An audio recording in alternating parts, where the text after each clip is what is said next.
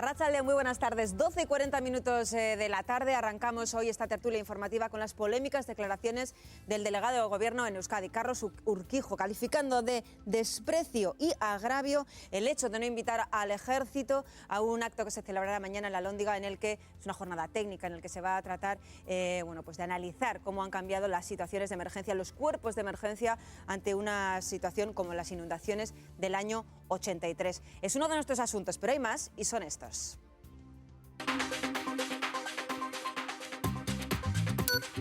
La COE critica que se den 4 días de permiso por defunción de un familiar. Desde la patronal dicen que hoy día los viajes no se hacen en diligencia.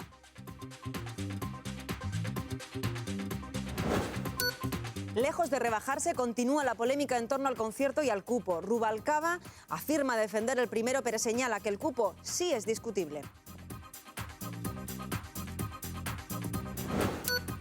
Aumentan las dudas sobre las supuestas fincas atribuidas a la infanta Cristina y el papel que jugó Hacienda en todo este caso. Polémicas las declaraciones de Carlos Urquijo, delegado del Gobierno en Euskadi, en torno a esa celebración de una jornada técnica organizada por Gobierno vasco, por el Ayuntamiento, y en el que han sido invitados, entre otros, pues efectivos de bomberos, de la DIA, un análisis sobre lo que ocurrió hace 30 años en esas inundaciones del 83, inundaciones en todo Euskadi. En este concreto caso se hacía el análisis de lo ocurrido en Bilbao. Considera que es un agravio y un desprecio ese gesto del Ejecutivo Autonómico. Vamos a tener enseguida las reacciones tanto del Ejecutivo como del propio Ayuntamiento. Pero ¿cuáles son las reacciones en nuestra mesa? Enrique Aguirrezábal, Arratsaldeon, muy buenas tardes. Hola, buenas tardes. ¿Polémica artificial o no? Bueno, polémica, yo creo que lo que tiene la obligación el delegado de Gobierno de hacer este tipo de expresiones, es decir, en la medida en que se montan unas jornadas relacionadas con, yo creo que los acontecimientos del año 83, que fueron gravísimos en la comunidad autónoma, pues es lógico que se eche en falta, y le eche en falta la invitación a uno de los colectivos que participó ahí. Hubo muchos, pero el Ejército, tanto en recursos materiales como en recursos humanos, aportó una gran ayuda para intentar sacar a los vascos de una situación francamente problemática, y no tenerlos en cuenta en estas circunstancias, yo creo que invita o motiva a que haya una queja de esas características, tanto como elevarlo a la categoría de polémica, como parece ser que algunos medios hacen, o no lo sé, ya veremos. Seguro que luego piden perdón los organizadores y todo se queda en agua de borrajas. 13.000 soldados actuaron en esas inundaciones del 83. En cualquier caso, el Gobierno vasco asegura que no se trata ni de un acto conmemorativo, ni de recuerdo, sino de una jornada técnica para esos cuerpos que ayudaron en esas circunstancias. Entonces, ¿consideras que deberían haber sido invitados? Buenas, pues no sé, al final me parece da la impresión de que es un poco otra situación en la que se busca polemizar, buscar símbolos donde no los hay, y yo creo que al final lo que tú dices, hay que saber qué tipo de carácter tiene esta reunión, si de verdad es una jornada técnica, si es un aniversario. Yo no conocí en vivo esas inundaciones, pero la gente de Bilbao habla con mucho cariño de cómo todo el mundo colaboró, de cómo se puso todo el mundo a trabajar, y si en aquel momento hubo tantos efectivos del Ejército, no sé yo que defienda en otros casos al Ejército, pero en este sí que me parece que por lo menos no hay cortesía. Pero al final, lo que se busca es polemizar, y yo creo que una vez más, tanto por una parte como por la otra, Urkullu se está aferrando a que son jornadas técnicas, a que no se está haciendo ningún tipo de agravio, pero creo que lo normal en este caso, si se está invitando a los bomberos de Barcelona, a la DIA y a otro tipo de cuerpos que colaboraron en las labores de rescate, deberían ser invitados, entonces, en tu opinión. ¿Tú qué opinas? 902-540-541 es nuestro número de teléfono. ¿Debería ser el Ejército invitado a estas jornadas técnicas? Lo vas pensando y nos lo cuentas. Víctor Goña, Arratsaldeon, muy buenas tardes. ¿Es elevar mucho el tono de la polémica decir olvido premeditado y amnesia torticera e indigna? Bueno, eso lo que demuestra fehacientemente es que esta polémica tiene mucho de impostado, ¿no? Vamos a ver, ya se ha dicho aquí, la cuestión fundamental está en la categoría del acto. Si fuera un homenaje, es evidentísimo que la gente que contribuyó en aquel año 83 a paliar el desastre que se originó debería haber estado invitado, ¿no? Eso yo creo que es incuestionable, es impepinable.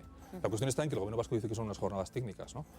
Pues ahí está el matiz. En todo caso, vamos a ver, esto tiene muchísimo que ver con la personalidad del señor Urquijo, ¿no?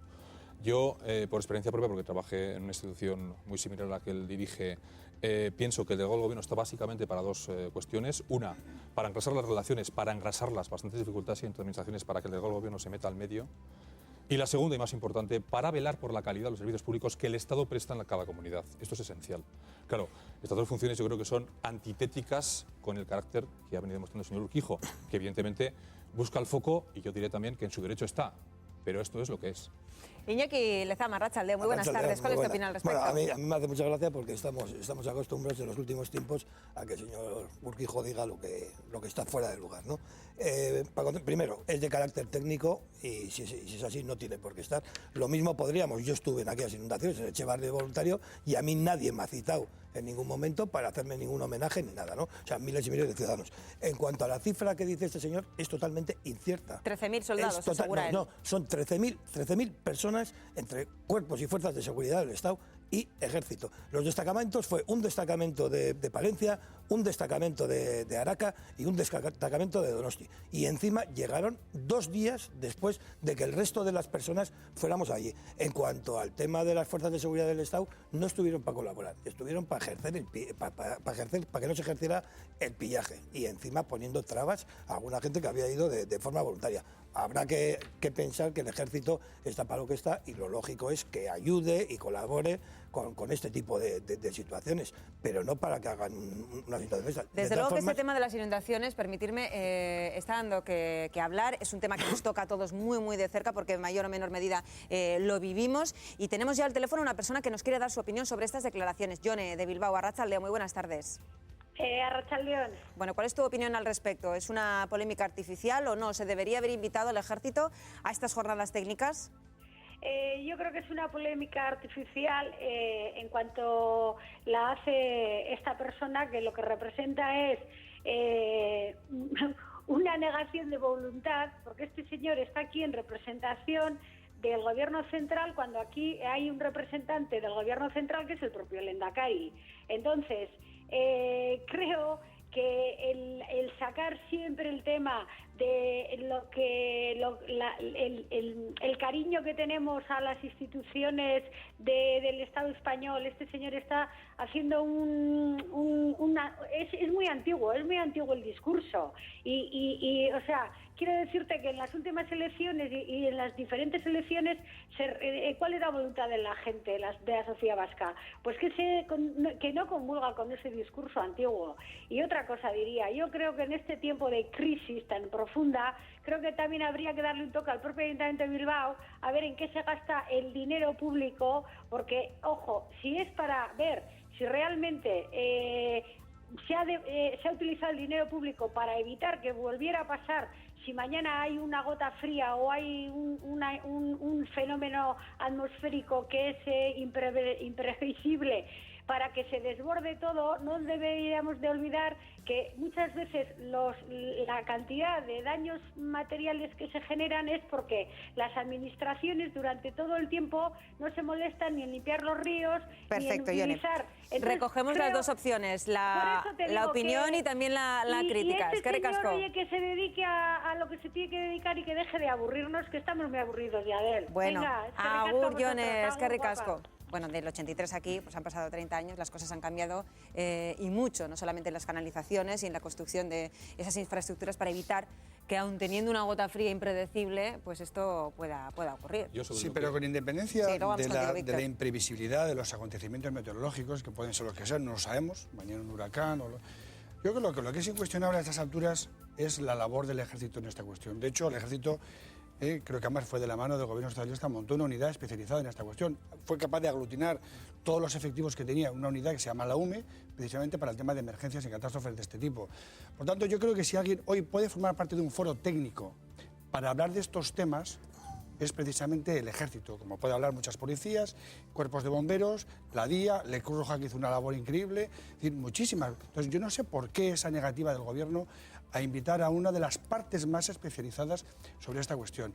Yo no voy a entrar en debates ahora si cuántos fueron, 10.000, 12.000, o incluso eso, a manipular la historia diciendo que además no fueron a salvar a nadie, sino a evitar el pillaje. No, Pues no, es que no, nunca yo ha no- tenido, no, que el no, ejército nunca ha tenido labores de policía. pero hay se me ha- cantidad se de me has documentos interpretado- videográficos y de papel impreso en prensa escrita donde está el ejército realmente mojándose, sacando y cuidado. ¿Cómo fue recibida el ejército por parte de la población de Bilbao en este caso? Estás diciendo algo que yo no he dicho. Sí, que no vinieron a salvar a nadie. Que llegaron tarde y que vinieron no a salvar a la gente, yo no he dicho eso. Que llegaron matiza lo que has dicho, Iñaki, dos días después de que fueran las inundaciones. Lo que he dicho es que eran de los 13.000 personas que dicen que había, 3.000 o 4.000 podrían ser soldados. El resto eran cuerpos y fuerzas de seguridad del Estado que a lo que se dedicaban es a evitar el pillaje. Eso es lo que he dicho. No he dicho que los soldados colaboraron. Los soldados colaboraron codo con todos los voluntarios que estábamos allí. Los soldados no hay que olvidar que además eran gente que estaba obligado en la mili y no pertenecían al ejército. Y como lo mismo que el ejército, te voy a decir a alguien que no se lo ha invitado y también me parece demencial, que es por ejemplo al grupo de salvamento de perros de Elorrio, que ellos sí estuvieron, que ellos sí cogieron. También muy mal. Pues por eso. Y aquí una pregunta. Tú has dicho que fuiste voluntario. Sí. ¿Cómo se recibió por parte de la gente pues de la villa que estaba ahí echando una mano? ¿Cómo se recibió a este destacamento del ejército? ¿Se recibió bien? Sí, que por supuesto. ¿Hubo colaboración? ¿Hubo ningún problema? Hubo colaboración, hubo pues mucho entusiasmo, todo muy bien. Pero una cosa es de que el ejército agarre y te mande a una serie de gente para hacer las labores de desescombro y ayuda humanitaria y sobre todo de medicinas, medicamentos, alimentos, y otra cosa es de que vayamos ahora a decir que gracias al ejército Bilbao quedó limpio. O sea, pues parece. Nadie ha dicho eso. De todas formas, te vuelvo a recalcar. Es una parte más de las, claro, que intervinieron. La más numerosa, por cierto. Fueron más numerosos. Lo técnico y la clave es. No. El tema es el tema técnico. ¿Quién sabe esto? Los más numerosos no, porque yo te digo, del ayuntamiento de Donosti partieron nada más ni nada menos que 5.500 voluntarios. Estás entrando a lo técnico, yo creo que la clave es si es una decisión política o no es una decisión política. Técnicamente también hay otros invitados, y nos lo aseguran desde precisamente el Gobierno. Dice que entre los convocados a participar sí estaban la subdelegación del Gobierno en Álava, la jefatura de gabinete y la Secretaría General de la Delegación del Gobierno, insistiendo en que no se trata de ningún homenaje a esos cuerpos que participaron. Yo creo que lo que estamos tratando es si es una decisión política o no. Y como en otras muchas cosas en este país, se mancha el recuerdo que yo creo que Iñaki pues, lo vivió, y yo todo lo que cuando viví en Bilbao, yo tenía 4 años cuando sucedieron estas inundaciones, pero a mí me han contado muchas veces cómo fueron, y yo creo que entonces todo el mundo ayudó. Y el ambiente fue fantástico, y una vez más se mancha el recuerdo porque al final se polemiza todo. ¿Y se debería invitar al ejército a una celebración, vamos a decirlo así, a un aniversario, a un día de recuerdo de estas inundaciones? No una jornada técnica, sino pongámonos en agosto de este año, 30 aniversario, se hace un acto. ¿Se debería invitar al ejército? Yo creo que deberían participar todas las personas y todos los cuerpos que entonces participaron. Pero a mí lo que ha dicho la señora que ha llamado, decía que el delegado de gobierno estaba teniendo un discurso antiguo. Es que a mí me parece muy actual. Va en el perfil un poco del tono político y polémico con el que están actuando todos los delegados del gobierno del PP en los últimos años. Por lo tanto, yo creo que el eje de la polémica no es si es técnico o político. Yo creo que es clarísimamente una polémica buscada artificialmente y política, y la clave está en saber qué se busca con esto. Polémica con un tema muy sensible para los ciudadanos de Euskadi, claro, ojo. Yo respecto a la llamada de la televidente, de la espectadora, 2 cuestiones. Una, un matiz. Urkullu es el representante del Estado de Navarra. Sí. Pero quien gestiona administrativamente, quien gestiona la cabeza... Euskadi. Perdona. Has dicho Navarra, es. En la CAP, sí. Quien gestiona los servicios, las cargas, digamos, no transferidas, quien gestiona eso, la máxima cabeza representativa, es el delegado del gobierno. ¿no? O sea, yo creo que hay que distinguir las cosas, ¿no? Sí. Y lo segundo, creo que estamos en un debate, esto sí, antiguo. En la gestión de emergencias lo más importante, con mucha diferencia, en este momento, cuando hay estos medios técnicos, es la prevención. Para que no ocurra como Navarra, ahora sí, como Navarra, que ha habido unas inundaciones ahora tremendas, y asistimos al paroxismo tremendo para la gente, a la falta de lógica de todo punto, habida cuenta de lo que nos gastamos en montón de organismos que tienen que ver con esto, de que todo el mundo se tira la pelota unos a otros. La CHE, porque desembalsó, dice que era obligatorio desembalsar para minimizar los daños. AEMET, que es la Agencia Estatal de Meteorología, diciendo que, que no se preveía ni por asomo la lluvia que cayó. Esto realmente es lo que la gente no entiende. Entonces, a futuro, donde hay que poner énfasis es en esto precisamente, porque cuando tenemos que recurrir a ver estas imágenes, si es que, en fin, no esperemos que las imágenes vayan en el futuro, pero si sucediera, esto ya es un fracaso palmario de los servicios públicos. Porque lo que tiene que ocurrir es precisamente que esto no ocurra, y para eso hay medios suficientes. Con lo cual, yo vuelvo al discurso inicial. La labor fundamental de un delegado del gobierno, donde sea, en Navarra, en la CAP, donde sea, precisamente es coordinarse con las autoridades locales y autonómicas para esta labor preventiva. Eso está muy bien, eso es lo pero importante. la pregunta es por qué a un equipo humano con recursos materiales que sabe del asunto, porque estas jornadas, para mí, hasta donde yo sé, tienen un carácter preventivo.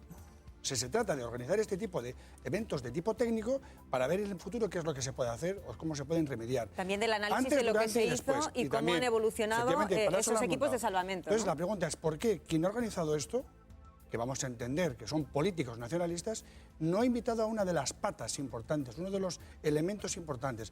Más allá de todo este discurso bonito y buenista de que hay que hacer y meter dinero en AEMET para que hagan mejor la prevención al revés, o mejor de los... No sé a quién has oído. Yo no hablo de que metemos No, dinero en digo, AEMET. vamos, me refiero... Yo digo que los organismos que están funcionando, Sí. que a mi juicio son excesivos, te diré también. Te diré también que son excesivos porque al final Se han competencia duplicado. igual a responsabilidad. Sí, Aquí estoy al de final acuerdo. intentamos conciliar un montón de intereses distintos que al final en la práctica no se concilian porque uno tiene su interés particular y lo que habría que tener es todo mucho más centralizado. Si estas jornadas sirven para esto, ser en Euskadi o en Atapuerca, mejor para todos. Sí, pero tienes que Porque esta es entender la clave. No que- enredarnos en si el ejército tiene que estar o dejar de estar. bien, Si pero- el ejército llega, Enrique, a unas emergencias, es que hemos fracasado como sociedad y como Hombre, gestores. hay que tener en cuenta el contexto del año 83, que no teníamos la Archancha, etcétera. No, ¿eh? yo hablo de último futuro. detalle, En el perdona, 83, allá está. Pero es que No ha además- llovido ni poco en el Hombre, 83. queremos para la entender que redundancia. si esto ocurriera, que en principio no debería ocurrir, dadas las medidas que ya se han tomado, no se producirían estos Hombre, daños. además- Y también hay un equipo y una policía autonómica que está ahí también para estas Y cuestiones. además ¿no? ahora hay más que antes. Pero además yo creo que también es función del delegado de gobierno. De él depende el ejército. Y él tiene una obligación de defender también esa parte de la administración, sobre Tú todo lo que cuando ha dices es llevado que la a cabo... decisión del gobierno O sea, vasco es ahora, política perdón, y la de Urquijo- perdona, y la- lo que- y la postura de Urquijo es tan claro, política yo- como la del gobierno Vamos vasco. a ver, lo que yo no voy a entrar a Matiz. valorar, porque yo no lo he escuchado a él, ni he visto la nota, es cuál ha sido el tono en el que lo ha hecho. O sea, no sé hasta dónde llega... Yo le conozco hace muchos años al delegado de gobierno, por razones obvias, ¿no? Pues, y yo reconozco que Por las tiene una razones que gran... sean. Sí, no, porque hemos sido compañeros de partido, etcétera. Y conozco su sensibilidad con muchos aspectos, creo que es de sobra conocida además, y más en unas áreas que en otras. ¿Y entonces te han sorprendido estas declaraciones? No Puesto me, que le conoces no me ha personalmente. sorprendido porque entiendo ni cómo es que Carlos Urquijo, ni sobre todo y ante todo, porque es el representante, es uno de los representantes del Estado en la comunidad autónoma. Y como tal tiene que defender los intereses de una parte de la administración que está aquí, que es el ejército. ¿Que lo podía haber hecho de mejor manera? Pues no lo sé. Pero que lo tiene que hacer, no tengo ninguna Yo lo que duda. veo es que lo que ha querido meter es la polémica de que en Euskadi la mayoría de la gente está en contra del ejército, que no está bien No, visto. yo no sé. Para mí ha querido meter esa polémica. A mí, por ejemplo, si hubiese dicho esto es de carácter técnico e invita a parte del ejército o a las unidades del ejército que actualmente, que en aquel entonces no existían, vamos a invitar a estos señores que son técnicos y están pensados y preparados para que efectivamente intervengan en este tipo de situaciones, pues como es de carácter técnico, me parecía lógico. Pero él lo que está queriendo decir es ¿por qué no se homenajea al ejército? No. Vamos a aclarar, homenaje no ha hablado, vamos a aclarar las posiciones, las posturas, de qué va esta jornada. Nos lo va a aclarar perfectamente el viceconsejero de Seguridad del Gobierno vasco, Josu Zubiaga. Arratsalde, muy buenas tardes. Arratsaldeon. Por aclarar los términos, ¿en qué va a consistir esta jornada y quién está invitado? A ver, esta jornada va a consistir, es una jornada técnica donde se ha invitado a las personas y instituciones que forman parte del Servicio Vasco de Emergencias. Que es una cosa, un detalle. Primero, no se homenajea a nadie y segundo, nadie ha salido protestando porque no se ha invitado a la Archancha. La Archancha no está invitada. Como tal, no hay ningún ponente de la Archancha. Y luego, el delegado del gobierno está subiendo unas jornadas técnicas al ámbito político. Resulta que hay personal de la delegación del gobierno que está invitado. Está invitado, es su delegado del gobierno en Álava porque forma parte del Servicio Vasco de Emergencias, de la red del Servicio Vasco de Emergencias. Hay otras 2 personas más invitadas de la delegación del gobierno. Yo la verdad es que nos ha sorprendido mucho las declaraciones del delegado del gobierno, porque además lleva unos términos de homenaje a determinados ámbitos y que no se da en otros. Aquí no se homenajea a nadie, aquí lo que se trata es de hacer unas jornadas técnicas. Se ha invitado desde un punto de vista técnico y la verdad es que no entendemos muy bien la polémica que ha surgido. ¿Se han puesto en contacto? ¿Se ha puesto en contacto el señor Urquijo con ustedes o simplemente ha emitido ese comunicado? No, nosotros lo hemos visto a través de la prensa, pero tampoco se puso en contacto con nosotros hace unos días cuando la delegación del Gobierno organizó un simulacro de salvamento en el puerto de Bilbao, intervinieron unidades, por ejemplo, de la Guardia Civil, y a nosotros, ni a la Ertzaintza, ni a la Dirección de Emergencias, ni a la Consejería de Seguridad, nos avisó el delegado del Gobierno. Y no hemos salido a los periódicos diciendo por qué no se nos ha avisado cuando, si se produce un suceso en el puerto de Bilbao, somos nosotros los que tenemos que intervenir. Creo que no sé, él está buscando una discusión política sobre unas jornadas que son técnicas. Y si no fueran unas jornadas técnicas, pongámonos en el mes de agosto, se hace, pongamos, y hablamos de una hipótesis, un homenaje. ¿Habría que invitar al ejército a ese homenaje, a ese acto de aniversario? Pues igual habría que invitar a todos los soldados que estuvieron participando, que estaban haciendo el servicio militar obligatorio. Hay que tener en cuenta que el ejército en ese momento se nutría de ciudadanos. Todos los vascos pasábamos entonces por el servicio militar y fueron los que estuvieron metidos en el barro y trabajando en las inundaciones. Perfecto. Pues yo creo que queda bastante claro. Josu Zubiaga, viceconsejero de Seguridad de Gobierno Vasco, eskerrik asko. Muchas gracias por aclarárnoslo. Soy... Agur.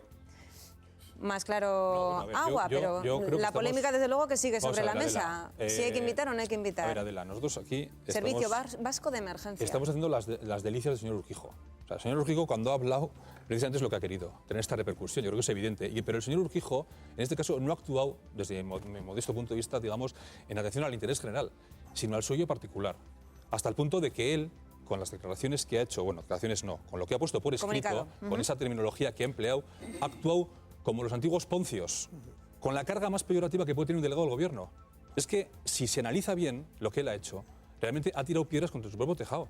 Porque ha dado argumentos a muchísima gente precisamente para cuestionar no solamente a él como político, sino la figura que representa. Con lo cual yo creo que el señor Urquijo se debería hacer mirar. Tú hablabas antes de engrasar un poco las comunicaciones, las relaciones. Desde luego que también hemos escuchado al señor Zubiaga y dice, claro, tampoco nos invitaron a nosotros cuando hicieron un simulacro, ¿no? Estamos aquí... Vivimos en un país en el que hasta las huelgas generales hacen 2 días diferentes entre los sindicatos nacionalistas y los constitucionalistas. O sea, pero yo pensaba que este tema de las inundaciones había ejercido una especie de unificación, de buenismo, de todos en lo mismo. En la nueva línea de rupturismo y lo que estaba comentando Víctor, es que al final Urquijo, a mí no me parecen unas declaraciones casuales y me parecen unas declaraciones muy estudiadas y dentro de una estrategia que el Partido Popular desde el Gobierno de Madrid está llevando pues muy a gala y creo que le está dando sus réditos, no aquí en Euskadi, porque sí que es verdad que echa pies contra su propio tejado, pero supongo que pues, por otros lares sí que está dando réditos. Pero yo te estoy aceptando, Enrique, que en cierto modo a mí me parece política y al final hemos visto al viceconsejero la decisión de no hacer participar al ejército, como en las declaraciones ahora mismo le costaba reconocer que aunque fueran voluntarios de la mili, había militares ahí trabajando y tú tienes que aceptar que Carlos Urquijo ha buscado un terremoto dentro de un tema que no es tan grave. Sí, pero lo acepto, que efectivamente que siempre que habla de Carlos Urquijo tiene más carga política que administrativa. Eso estoy totalmente de acuerdo, porque no es de ahora, eso estoy de acuerdo. Pero también tiene su aquel que en unas jornadas técnicas el Gobierno vasco invite al subdelegado del Gobierno de Álava, por ejemplo, o de Vizcaya, no sé de cuál de los dos. De Álava, porque era parte de Álava. Bueno, invitarle al señor don Antón Sáenz de Santa María, a quien tengo mucho aprecio, para que hable técnicamente de esto, es como invitarme a mí a un congreso de cardiología. Santa María llevó a invitar a los bomberos. No, estamos en Santa María. Yo le conozco, insisto. Tú no puedes invitar a su delegado Antón Sáenz de Santa María a unas jornadas técnicas sobre esto, sea lo que sea, para inaugurar o para clausurar. O para aprender, por ejemplo, porque no tiene más... para que se ponga en conocimiento lo que se está haciendo. Bien, pero cuidado, son técnicas. Pues tiene que mandar, mira, es lo que decía... lo que decías tú, Iñaki, tienes que mandar a aquellas personas, como la unidad esa canina del Orrio, esos son los que tienen que ir, o tienen que ir... No esto, aquí todo el mundo... Enrique, ¿a ti te parece, bueno, parece que te parece, por tercera vez... Bueno, pero está aquí para aclararlo, ¿eh? Mal una cosa y su contraria. No, vamos a ver, que me parece... Te parece mal que no esté invitado el delegado del Gobierno y también te parece mal que le inviten a su delegado del Gobierno. No, es que su delegado del Gobierno... Escucha, déjame que acabe. Claro que me parece mal. Te digo que yo alguna experiencia en esto he tenido. Al su delegado del Gobierno se le invita porque la gente que él coordina directamente, o se presupone que coordina, es parte del dispositivo. Un delegado del gobierno, y más en una comunidad que tiene 3 subdelegaciones del gobierno, no es Pico de la Mirándola. O sea, no es alguien que sabe de todo. pero él tiene una función más representativa. Pero es una jornada técnica. Es una jornada técnica. Pero que está invitado. No te vayas al tema del ¿Cómo que no me vaya? Pues claro que me voy. Hombre, estamos hablando, Enrique, de las personas que han sido implicadas. Claro, sí, pero están dando la insisto, Enrique, te parece mal una cosa y su contraria. Sí. Bueno, Que vamos no a se dejar limite aquí. y que se le invite. Vamos a dejar aquí este asunto. Se ha quedado muy a gusto invitando a su delegado. Vamos a dejar aquí este asunto y ya veremos qué es lo que ocurre.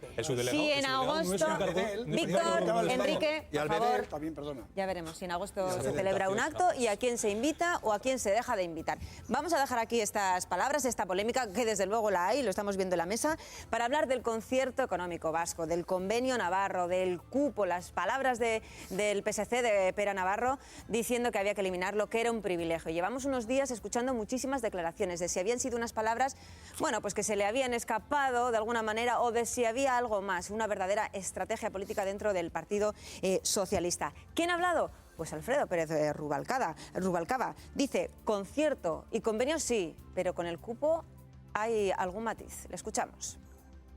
Concierto y convenio sí, en la Constitución, y cupo revisable, como el conjunto del sistema de financiación debe ser revisable. ¿Para qué? Para que sea más eficaz, más justo, más solidario, todo esto que sabe usted que nos preocupa del conjunto del sistema de financiación, del cual una parte es verdad que singular, es el cupo.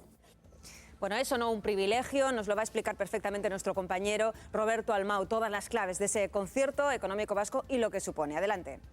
Eguerdión, Adela, se trata de un sistema de financiación de Euskadi, fruto del acuerdo entre la comunidad autónoma y el resto del Estado español. No ha existido siempre, de hecho, data de finales del siglo XIX y desde entonces ha funcionado de forma ininterrumpida, salvo en la etapa de la dictadura, cuando Franco decidió abolirlo en Vizcaya y en Guipúzcoa por considerarlas provincias traidoras. En Álava y Navarra sí ha funcionado siempre. Para entenderlo mejor habría que hacer una diferencia entre los ingresos y los gastos. Relativa a ingresos, las diputaciones vascas deciden cuánto dinero y cómo ingresar, y después habría que distinguir entre las obligaciones, ya que una vez ingresado este dinero hay una obligación de pagar al Estado por las cosas que él entiende que hace en nombre de los vascos. Entre ellas estarían la Corona, el Ejército, Exteriores y el AVE. Es lo que se conoce como el cupo vasco y se concede partiendo de la riqueza, que estaría pues más o menos en torno al 6,24%. Bien, una vez pagado este cupo, ¿cómo se distribuye después el dinero en Euskadi? Por un lado, el 70% iría a parar al gobierno vasco para pagar educación, sanidad, Ertzaintza, etc. El otro 15% restante iría a parar a las diputaciones y el otro 15% iría a parar a los ayuntamientos para pagar bibliotecas o policía municipal, entre otras cosas. Algunos achacan a este concierto económico vasco que es insolidario. ¿Es así? No es insolidario, ya que se calcula en proporción de la riqueza entre Euskadi y el resto del Estado español. Esa proporción, como decíamos antes, rondaría el 6,24%. Se prorroga cada 5 años, aunque actualmente se mantiene prorrogado desde enero de 2011 y es plenamente legal, ya que está recogido en la Constitución. Además, conlleva algunas características, entre ellas la responsabilidad, ya que se calcula hay que ser responsables porque se calcula con variables que únicamente competen al gobierno central. Además, existe el riesgo unilateral. Esto es que el gobierno vasco tiene que gestionar bien los recursos porque siempre tendrá que hacer frente al mismo cupo. Y por último, la solidaridad. Esta palabra tan escuchada últimamente de si es solidario o no es solidario. Pues la respuesta es que sí es solidario, porque una parte de ese cupo iría destinada al Fondo de Compensación Interterritorial del Estado. Es decir, una vez que el Estado coge este dinero del cupo vasco, decide cómo repartirlo en el resto de las comunidades autónomas. Pues yo creo que ha quedado bastante claro, meridianamente claro para lo complejo que puede ser este asunto del concierto económico vasco y que nos toca tan de cerca, y del convenio navarro, que tenemos aquí a un representante foral. Dice Rubalcaba, concierto y convenio sí, revisión del cupo también. Ojo, porque esto se va a plantear. No sé qué peso puede tener las declaraciones de Rubalcaba en tanto en cuanto este cupo es algo que se negocia en una comisión mixta entre Gobierno vasco y Gobierno de Madrid. Víctor. Bueno, yo creo que aquí hay que ir al inicio de todo. El inicio de todo es una persona que es Pere Navarro, que ha actuado como un cenutrio político. Y me explico, no quiero decir que sea un cenutrio político, sino que ha actuado como tal, en el sentido que ha sido un político torpe. Y rápidamente diría por 3 motivos. Primero, porque él se ha querido homologar a Cataluña por lo bajo. no por lo alto. Es una cosa bastante contradictoria, porque ¿cómo él no pide una relación bilateral, un modelo paccionado como tienen Navarra y Euskadi y la CAP?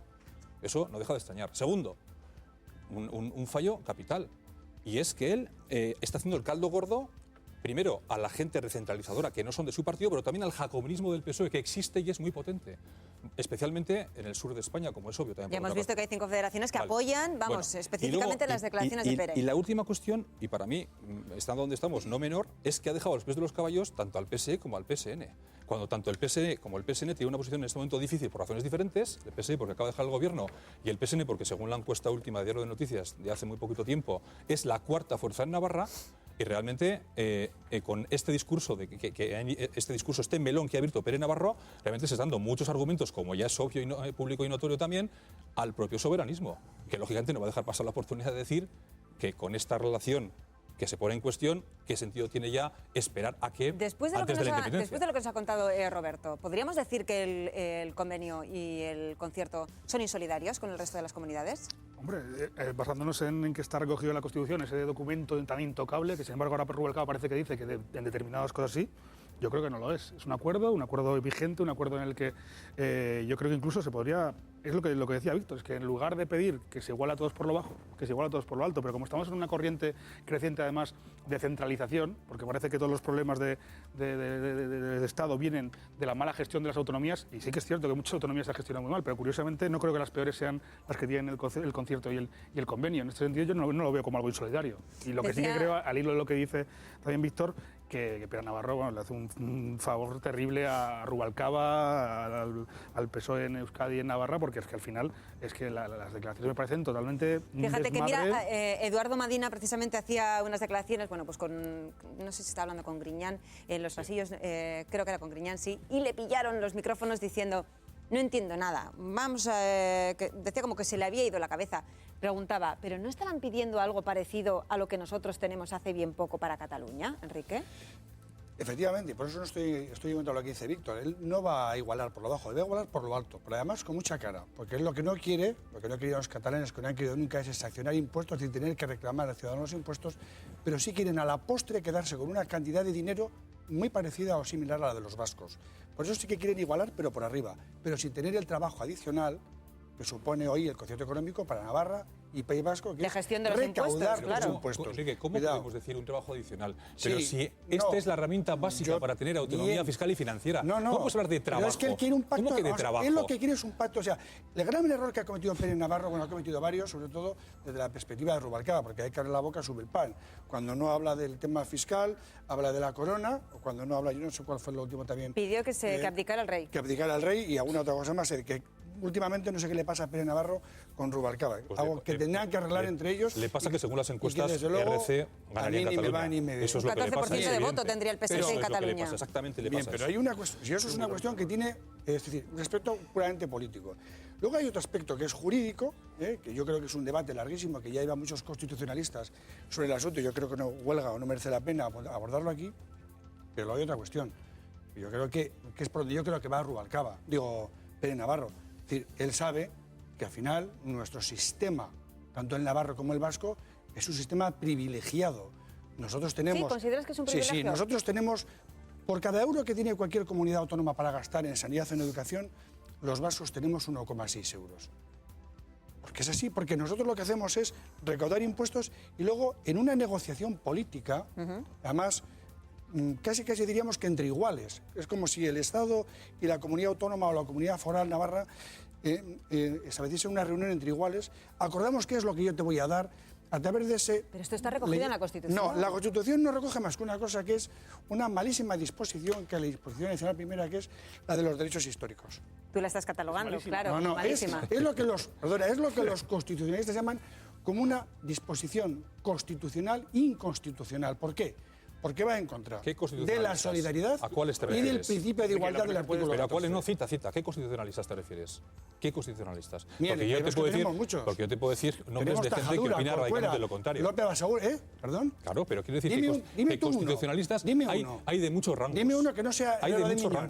Dime un constitucionalista que no sea Herrero de Miñón que esté a favor de la disposición adicional primera. De muchos rangos. Pues mira, te diré, en Navarra, vamos a hablar para que la gente se entere en casa, ¿vale? Porque la disposición adicional primera de la Constitución Navarra. Salvo Tajadura, los demás. Vete a la Universidad Pública de Navarra y todos menos Tajadura.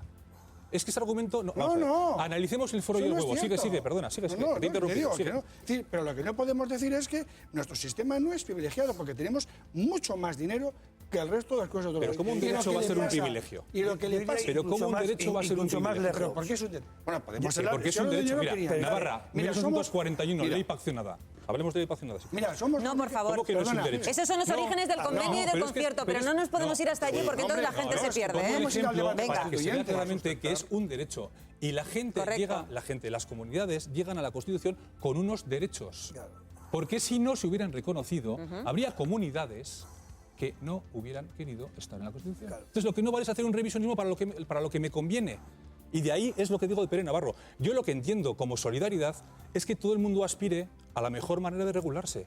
Eso me parece que es una posición solidaria y coherente con lo que se supone que alguien socialista debiera desarrollar. ¿Cuándo el País Vasco ha tenido concierto económico como derecho histórico? ¿Cuándo? En el año 81. Perdona, los conciertos económicos los teníamos las provincias, no el País Vasco. Si queremos realmente echar mano de los derechos, perdona, echamos mano de los fueros, que fueron lo que se abolieron fueron los fueros. Y luego nos vino el concierto económico. Y un concierto económico era solamente para las provincias, las 3 provincias vascongadas y la provincia de Navarra. Y luego, a partir del año 81, y en el 81... Es una tautología, Enrique, hombre. Si las 3 partes suman una, mantienen los derechos o los pierden. A ver, un momentito. Víctor, Enrique, vamos a salir de la tautología y del enredo un poquito. Vamos a poner los pies en la tierra con más declaraciones. Joseba Eguíbar hacía las siguientes en el programa Boulevard y decía que las que había hecho Pere Navarro no eran una cuestión improvisada. Vamos a escucharle. Esto no es una improvisación. Rubalcaba no dice lo que dice ayer por casualidad.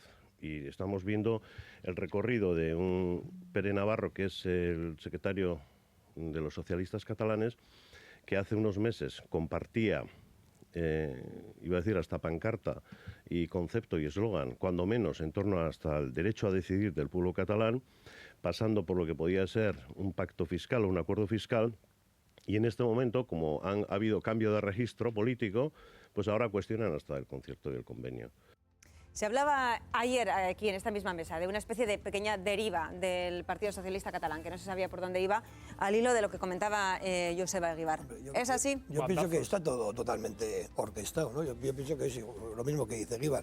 Yo lo que hay que recordar es que el concierto ni es mejor ni es peor, es propio. Es la mitad de lo que realmente nos corresponde, ¿no? Cuando se habla de privilegios, para mí no es un privilegio. El privilegio es que la comunidad autónoma vasca está gestionando muy bien, o bastante bien, mientras que el Estado español lo está gestionando prácticamente de inviabilidad, el Estado.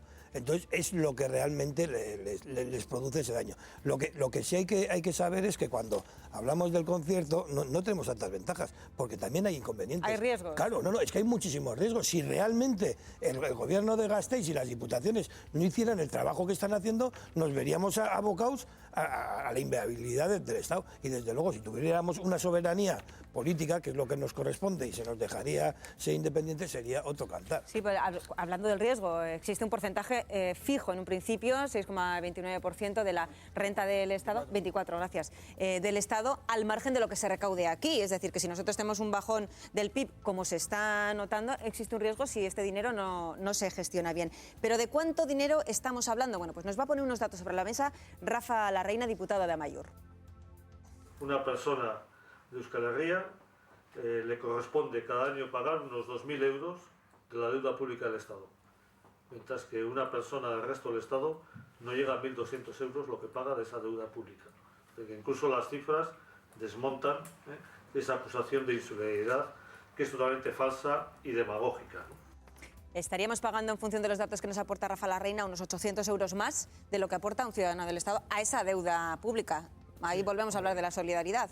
Dando la razón a Rafa Larreina en ese sentido, yo creo que también está muy claro que es muy necesaria la solidaridad en todo el Estado, porque hay comunidades, hay territorios en los que El PIB es mucho menor y al final, pues, por ejemplo, Euskadi, Madrid, sí, pero Cataluña, etcétera. Ya se contempla sí, esto, es decir, supuesto. hay una parte que va a ese fondo. Yo lo que iba con lo que estaba comentando Enrique, pues sí, puede haber determinadas cifras que parece que aquí hay muchas ventajas, pero también creo que se ha demostrado como un sistema muchísimo más efectivo que en otros territorios. La centralización que se vuelve a propulsar desde un punto de vista más político que yo creo administrativo, desde el Gobierno de Madrid, al final es negativo. O sea, vuelvo a repetir, se ha cargado toda la responsabilidad. Parece que el gran problema que ha habido en este país y por el que se ha caído en esta crisis es porque había muchas administraciones, porque había demasiados ayuntamientos. Pues bueno, sí que será posible que en algunos ayuntamientos pequeños se pudiesen suprimir, etcétera, pero yo creo que se ha demostrado mucho más efectivo cuando las autonomías y cuando las diputaciones ejercen la administración de los recursos. Hay una cuestión que hay que tener en cuenta, es que desde el año 2011 no se revisa este cupo. Dice Eguíbar, lo hacía en esas declaraciones al programa Boulevard, el hecho de que al Gobierno central puede que no le corra mucha prisa hacer esa revisión porque tendría que devolvernos dinero, que darnos dinero. Víctor. Bueno, vamos a ver, primero hay que partir de una premisa que es básica, ¿no? Los datos siempre dicen lo que quiere decir quien los utiliza. Con lo cual, esto siempre es un camino de ida y vuelta, ¿no? Aquí habrá argumentos para poner sobre la mesa. Algunos dicen que es un modelo claramente insolidario, el señor Larreina dice que es un modelo, vamos, prácticamente que nos mete la mano en el bolsillo. Pues bueno, entre esto siempre lo que decían los latinos, ¿no? Virtum in medium est. Vamos a ver, en el PSOE yo creo que hay que diferenciar. Primero, el señor Navarro utiliza este mantra del convenio y del concierto como una cortina de humo, ¿no? Él tiene evidentemente muchos problemas internos, tiene que fidelizar a una base social que está francamente dispersa, en parte porque el PSC tiene dos almas nítidas y clarísimas. Una parte tiene que ver más con la base social, que es mucho menos, no diría, en fin... ¿Catalanista? Sí, vamos a decir catalanista, que lo que es su dirección, que es una dirección que representa más a las élites, ¿no?, catalanas, eso por una parte. Entonces, esta es una cortina de humo, encima que se hace desde el desconocimiento, porque yo, lógicamente, hablo más del caso Navarro, no se paga en función del número de habitantes, sino que se paga en función de la renta, que en el caso de Navarro es un índice de imputación del 1,6%, lo cual demostraría que, bueno, de insolidario, por lo menos se podría poner entre comillas. Y luego está, digamos, el boomerang que se está debatiendo, que se está echando unos a otros en las federaciones en el seno del PSOE. Y este es un debate que, francamente, a Rubalcaba no le beneficia, porque es abrir otro melón a los que ya tiene abiertos, el primero sobre su liderazgo. Y, evidentemente, aquí hay federaciones muy contrapuestas, algunas de las cuales, no lo olvidemos, van a utilizar este debate precisamente para erradicar, o mejor dicho, para aniquilar, para minusvalorar las opciones que dos vascos como Madina y López tienen para hacerse cargo del partido. El caso andaluz es muy claro. Entonces a Rubalcaba le viene bien. A Griñán le ha venido Dios a ver, bueno, Dios, vas a decir, le ha venido Navarro a ver con esta posición política que ha adoptado, porque realmente él ahora tiene un arma para poder descapitalizar a los dos personajes que ponen más en cuestión el liderazgo, que numérico es incuestionable dentro del PSOE de la Federación Andaluza, que por supuesto que tiene previsto soltar a la arena a un candidato. No, faltaría más. Es la federación más potente. Decías que y una Pere de las dos que Navarro gobierna, había puesto a los pies de los Asturias. caballos al PSI y al PSN. ¿Cuál va a ser la postura de estos dos partidos, o de estas federaciones, mejor dicho, dentro de ese encuentro que van a tener en julio? ¿Hasta qué punto se van a poder hacer fuerte o quizás sus posturas que hemos escuchado en los medios de comunicación cambien en el seno de su propio partido? O sea, el problema que tiene el Partido Socialista hoy por hoy yo creo que es inescrutable. O sea, tiene muchísimos frentes abiertos, yo no estoy de acuerdo con Víctor, y quien más los está abriendo, y además algunas heridas ya empiezan a supurar, es precisamente Pere Navarro. Que pueda ayudar o no a algunos líderes de algunas comunidades autónomas como Griñán o incluso en Valencia, donde parece ser que algunas ideas pueden ser interesantes desde el punto de vista mediático-político, pues no lo puede, quizás puede que le venga bien.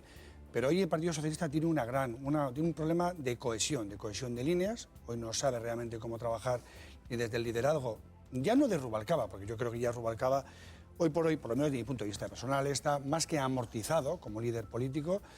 El Partido Socialista está ganando tiempo intentando buscar a una persona que sea capaz de tomar las riendas de lo que puede ser la Secretaría General del Partido, que en breve dejará el Pere Rubalcaba.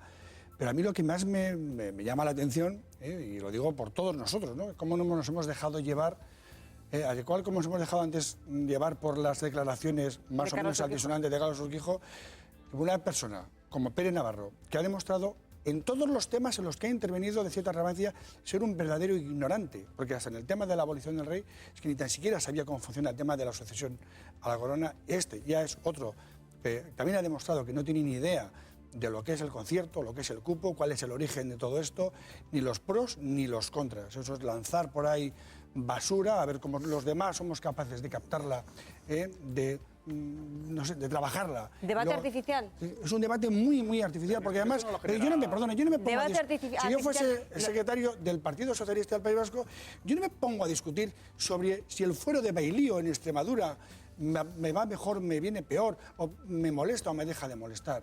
Tiene un problemón muy gordo en Cataluña, y lo ha demostrado elección tras elección, y no te quiero contar en las encuestas. Entonces, dedícate realmente pierde mucha intención de voto. Decía lo de, perdóname, Iñaki, decía lo del debate artificial, porque precisamente han sido las palabras de José Antonio Pastor del PS respecto a esta polémica, vamos a decirlo así. Una polémica que a su juicio tiene dos grandes beneficiados. Debate al que se ha sumado de forma alegre y artificial el PNV y el PP, sin más afán que sembrar un poquito de cizaña.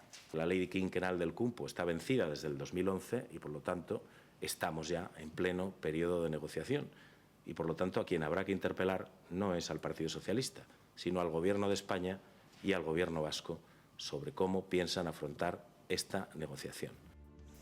¿Esto es así o también ha dado el señor Pastor esquinazo, capotazo y desviando el debate hacia otro sitio? Está claro que el PNV y el PP se han sumado al debate, pero no lo han generado ellos. Es que el problema es interno. Y el problema es interno, como están comentando aquí, Pere Navarro, pero no desde que está como líder del PSC, sino desde antes. Yo lo que me sorprende es la capacidad que tienen los grandes partidos para la gente más torpe darle tantas competencias y tanto poder. Yo lo que no entiendo es, como bien ha dicho Enrique, de que puede ser muy ignorante ese señor, lo que no es casual es el daño que va a provocar, ¿no? Que va a provocar sobre las otras comunidades, sobre los vascos. Y su partido. Y su partido. Pero te quiero decir que para mí lo que está demostrado, pero durante años y años y años, es desde luego que si el pueblo vasco, la ciudadanía vasca, ha sido siempre solidaria con otros pueblos, cercano, y ha dado un apoyo total a todos. Entonces, cuando están hablando de la poca solidaridad, hay gente que no lo ve como lo vemos aquí, y sin embargo en el resto de España puede llegar a confundir. Solidaridad es una palabra que es demasiado grandilocuente. La gente, si puede, paga menos, pero todo el mundo, individualmente y como autonomía. Pero es que al final... Pastor, de todas las maneras, que ha dicho que quien le ha venido muy bien esto es al PSOE y al PP, perdón, al PNV y al PP. Perdona, que está aprovechando para meter cizaña. No me digas que le viene mal al PP. Quien ha entrado al trapo y no lo ha mencionado es su PID. O sea, es el que realmente ha entrado al trapo, el que más énfasis, más interés ha puesto precisamente, porque además va en su programa político, es su PID. Y es realmente...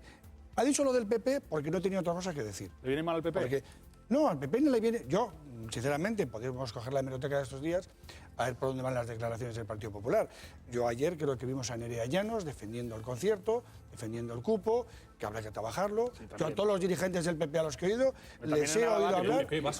Claro. Y tú en Álava... De vasco, será. Es que los demás no han dicho nada. Y tú en Álava... Un momento, Soraya Sáenz de Santa María en su momento dijo que era un tema que estaba en la Constitución y que ellos no iban a entrar a debatir. Bien, pero que no ha entrado, no lo ha tocado. No ha entrado en una línea totalmente diferente a lo que puede ser el concierto o el cupo.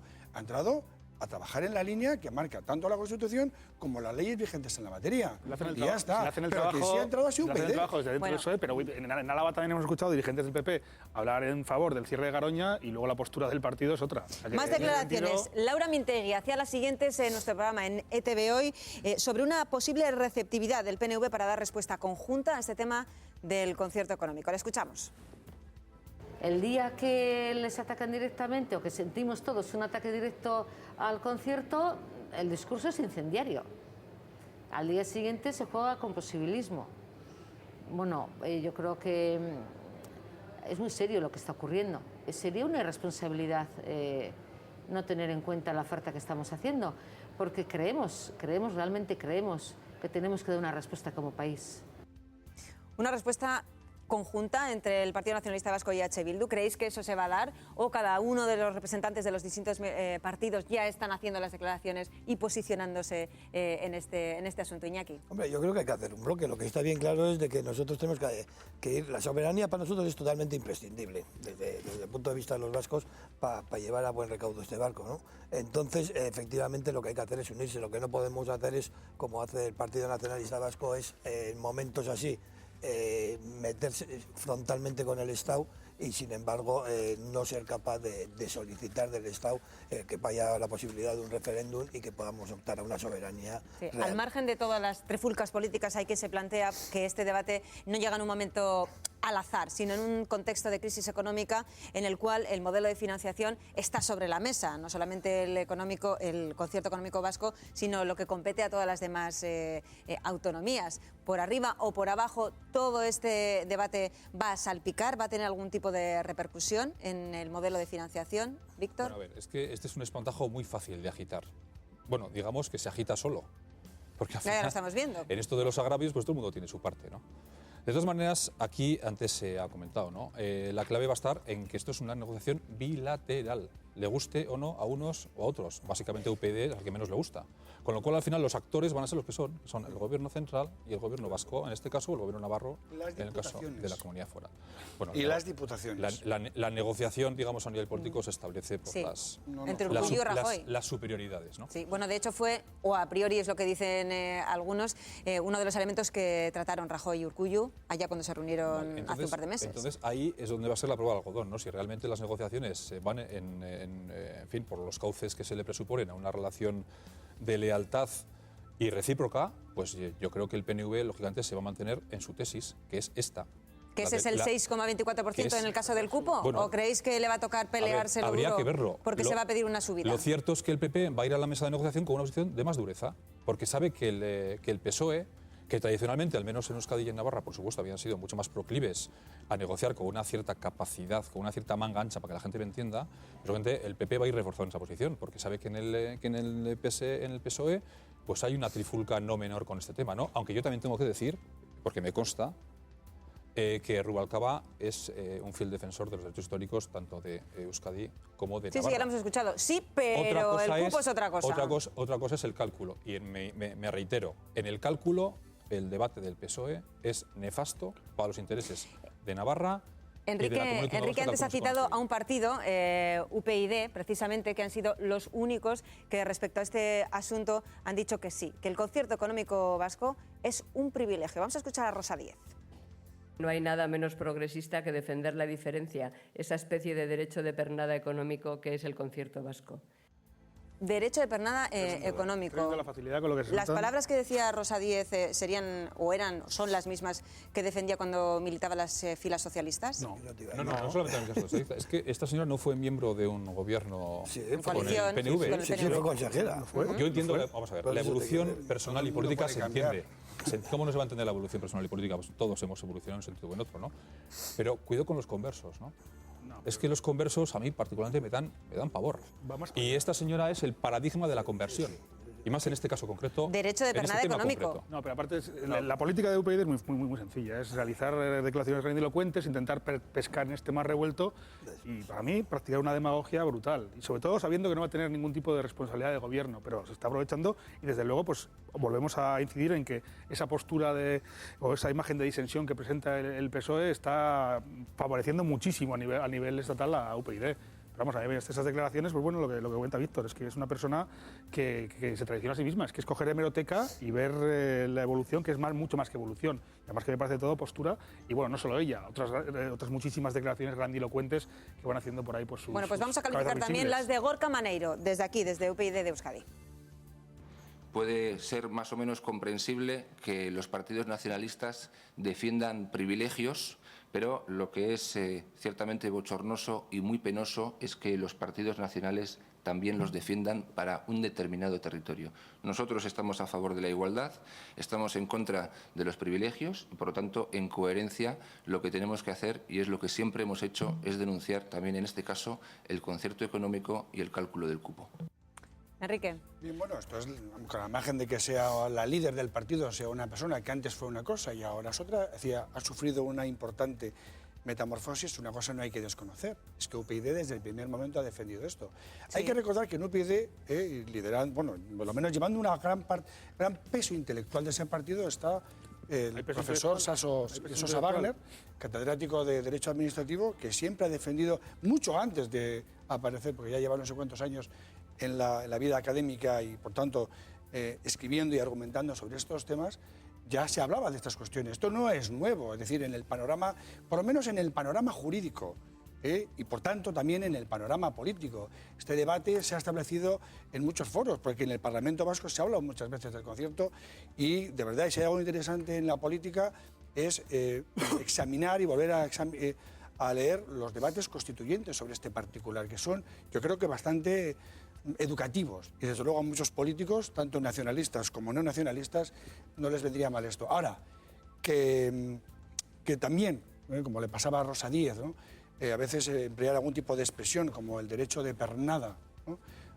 Yo sé que ha intentado hacer un juego de palabras, es decir, porque yo creo que ayer mismo lo utilicé aquí, porque alguien defendía, no, si hay que defender los derechos históricos, como es un derecho, porque esto es un derecho del siglo XIX. Pues también teníamos el derecho de pernada y ahora, gracias a Dios, no existe. Bueno, pues el polémicas derecho de declaraciones, pernada, ¿no? hoy Pero estamos bueno. teniendo muchas y analizando muchas en esta mesa. Vamos con una más. En este caso nos llega desde la Confederación Española de Organizaciones Empresariales. Su responsable de Relaciones Laborales, José de la Cabada, ha criticado, atentos, atentas, los 4 días de permiso que el Estatuto de los Trabajadores otorga por defunción de un familiar de primer grado cuando es necesario pernoctar. ¿Por qué?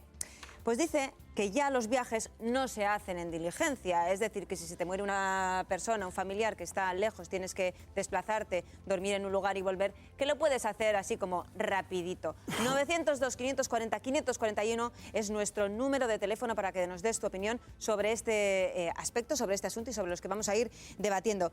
Pero por empezar por algún sitio, ¿qué os parecen estas declaraciones? Tiene que revisarse, hay quien igual considera que sí, que 4 días son muchos, cuando se te muere una madre, por ejemplo. Bueno, vamos a ver. Yo lo primero que quiero decir es que los empresarios que yo conozco, o la mayoría, no se parecen en nada, pero en nada, a la gente que ejerce de portavoz de la COE. Bueno, ya no me quiero remontar al señor Díaz Ferrán, que fue el que lo presidió. En nada. No se parecen en nada. Bueno, esto es lo primero. Lo segundo, que también me resulta llamativo, ¿no? Resulta que aquí apelamos al Estatuto de los Trabajadores cuando queremos que haya más flexibilización laboral, por supuesto no negociada, y para profundizar en la moderación salarial. Pero cuando el Estatuto de los Trabajadores reconoce unos derechos, entonces los arrumbamos también. Y ya, como tercer comentario en esta primera intervención, yo diría que en diligencia van algunos empresarios como el señor que acaba de suscribir estas palabras, porque parece que realmente estos quisieran volver a la era donde eran capataces del Far West, ¿no? Cuando realmente el empresario de hoy en día, la abrumadora mayoría son empresarios con responsabilidad social, que es lo contrario. Bueno, dice Sí, Cabada. los pequeños y medios empresarios, que son abrumadoramente mayoría en todas partes, Sí, por lo menos aquí. los pequeños y medios empresarios son gente que por lo general se conduce por unos parámetros, hombre, de un cierto humanismo. Otra cosa es que hablamos de las grandes corporaciones, esa gente no tiene espíritu, ni tiene alma, ni tiene Pero nada. vamos a ver, que este señor no es uno que pasaba por allí en la COE, que es el responsable de Relaciones Laborales. En 2010 fue condenado y estuvo multado. 25.000 euros. Estuvo multado por humillar a sus trabajadores, a los trabajadores de la propia COE. Sí. Este es uno de los líderes de los que están en su día, creo que propuso también unos contratos para jóvenes conculcando todo tipo de derechos. Y no es que quieran volver a la época de las diligencias, es que están volviendo. Es que como si bien, continuamos como por bien esta has línea, apuntado El tú, problema es que para gente como la que acaba de hablar, las relaciones laborales son un engorro. Claro. Le sobran. Bueno, Ese es el dice problema. también que es una copia, la legislación de ahora dice, es una copia de la legislación del Francisco que era súper protectora. pero bueno, está totalmente fuera de lugar. Yo creo que, como bien habéis señalado, yo creo que dentro de la COE, dentro de sus dirigentes, desde luego la perspectiva que tenemos el resto de la humanidad es que en esa organización no hay nadie decente ni honrado, ¿no? Porque vamos, las declaraciones que hacen son, bueno, el Ferra que está en la cárcel, este señor que fue condenado, tal y cual. Lo que a este señor le parece más normal en un momento determinado que tengamos más dificultad para ir a un entierro que para ser despedido, ¿no? Eso es lo que nos está poniendo. O sea, el que esté gestionando, que se esté poniendo en evidencia que por 4 días, por una muerte de un familiar cercano, si tú te tienes que trasladar a 400 o 500 kilómetros de tu casa, primero, de que preparas el viaje, asistes, estás un día, vuelves, no es nada del otro mundo. De todas formas, pero me gustaría que dijese, a mí lo que sí me parece realmente excesivo es que la COE se lleve anualmente del Estado prácticamente unos 1.000 millones de euros y que de ellos no tenga que rendir ningún tipo de cuentas. Eso sí me parece un total exceso. Bueno, este señor de todas maneras ha hecho como una especie de matización, viendo que todo el mundo se le echaba encima, ha dicho, no era mi intención, no volveré a hacerlo, muchas disculpas, y que sobre ciertos temas existe hipersensibilidad. Pues claro, hombre, ¿cómo no la va a haber? Es decir, estamos hablando de un tema que afecta a muchísimos millones. Estamos hablando de 16 millones de personas que tienen un trabajo y que algunas realmente pueden ver en este tipo de declaraciones una agresión, y yo lo entiendo. que este señor, al que yo personalmente no conozco, más allá de estos apuntes de hemeroteca que puede haber sobre él, de verdad que no le conozco en lo personal, pero a mí me gustaría conocer a los empresarios que conoce Víctor. Yo creo que personajes de todo pelo. Los sé, verdaderos cómitres, o sea, que están con el látigo todo el día a las galeras, y los conozco también, no sé si la misma proporción, de los que dices tú de responsabilidad social, pero de verdad, lo sé de todo. En la COE, fuera de la COE, en CEBEC, en SEA, y no me acuerdo cómo se llama la asociación guipuzcoana, pero bueno.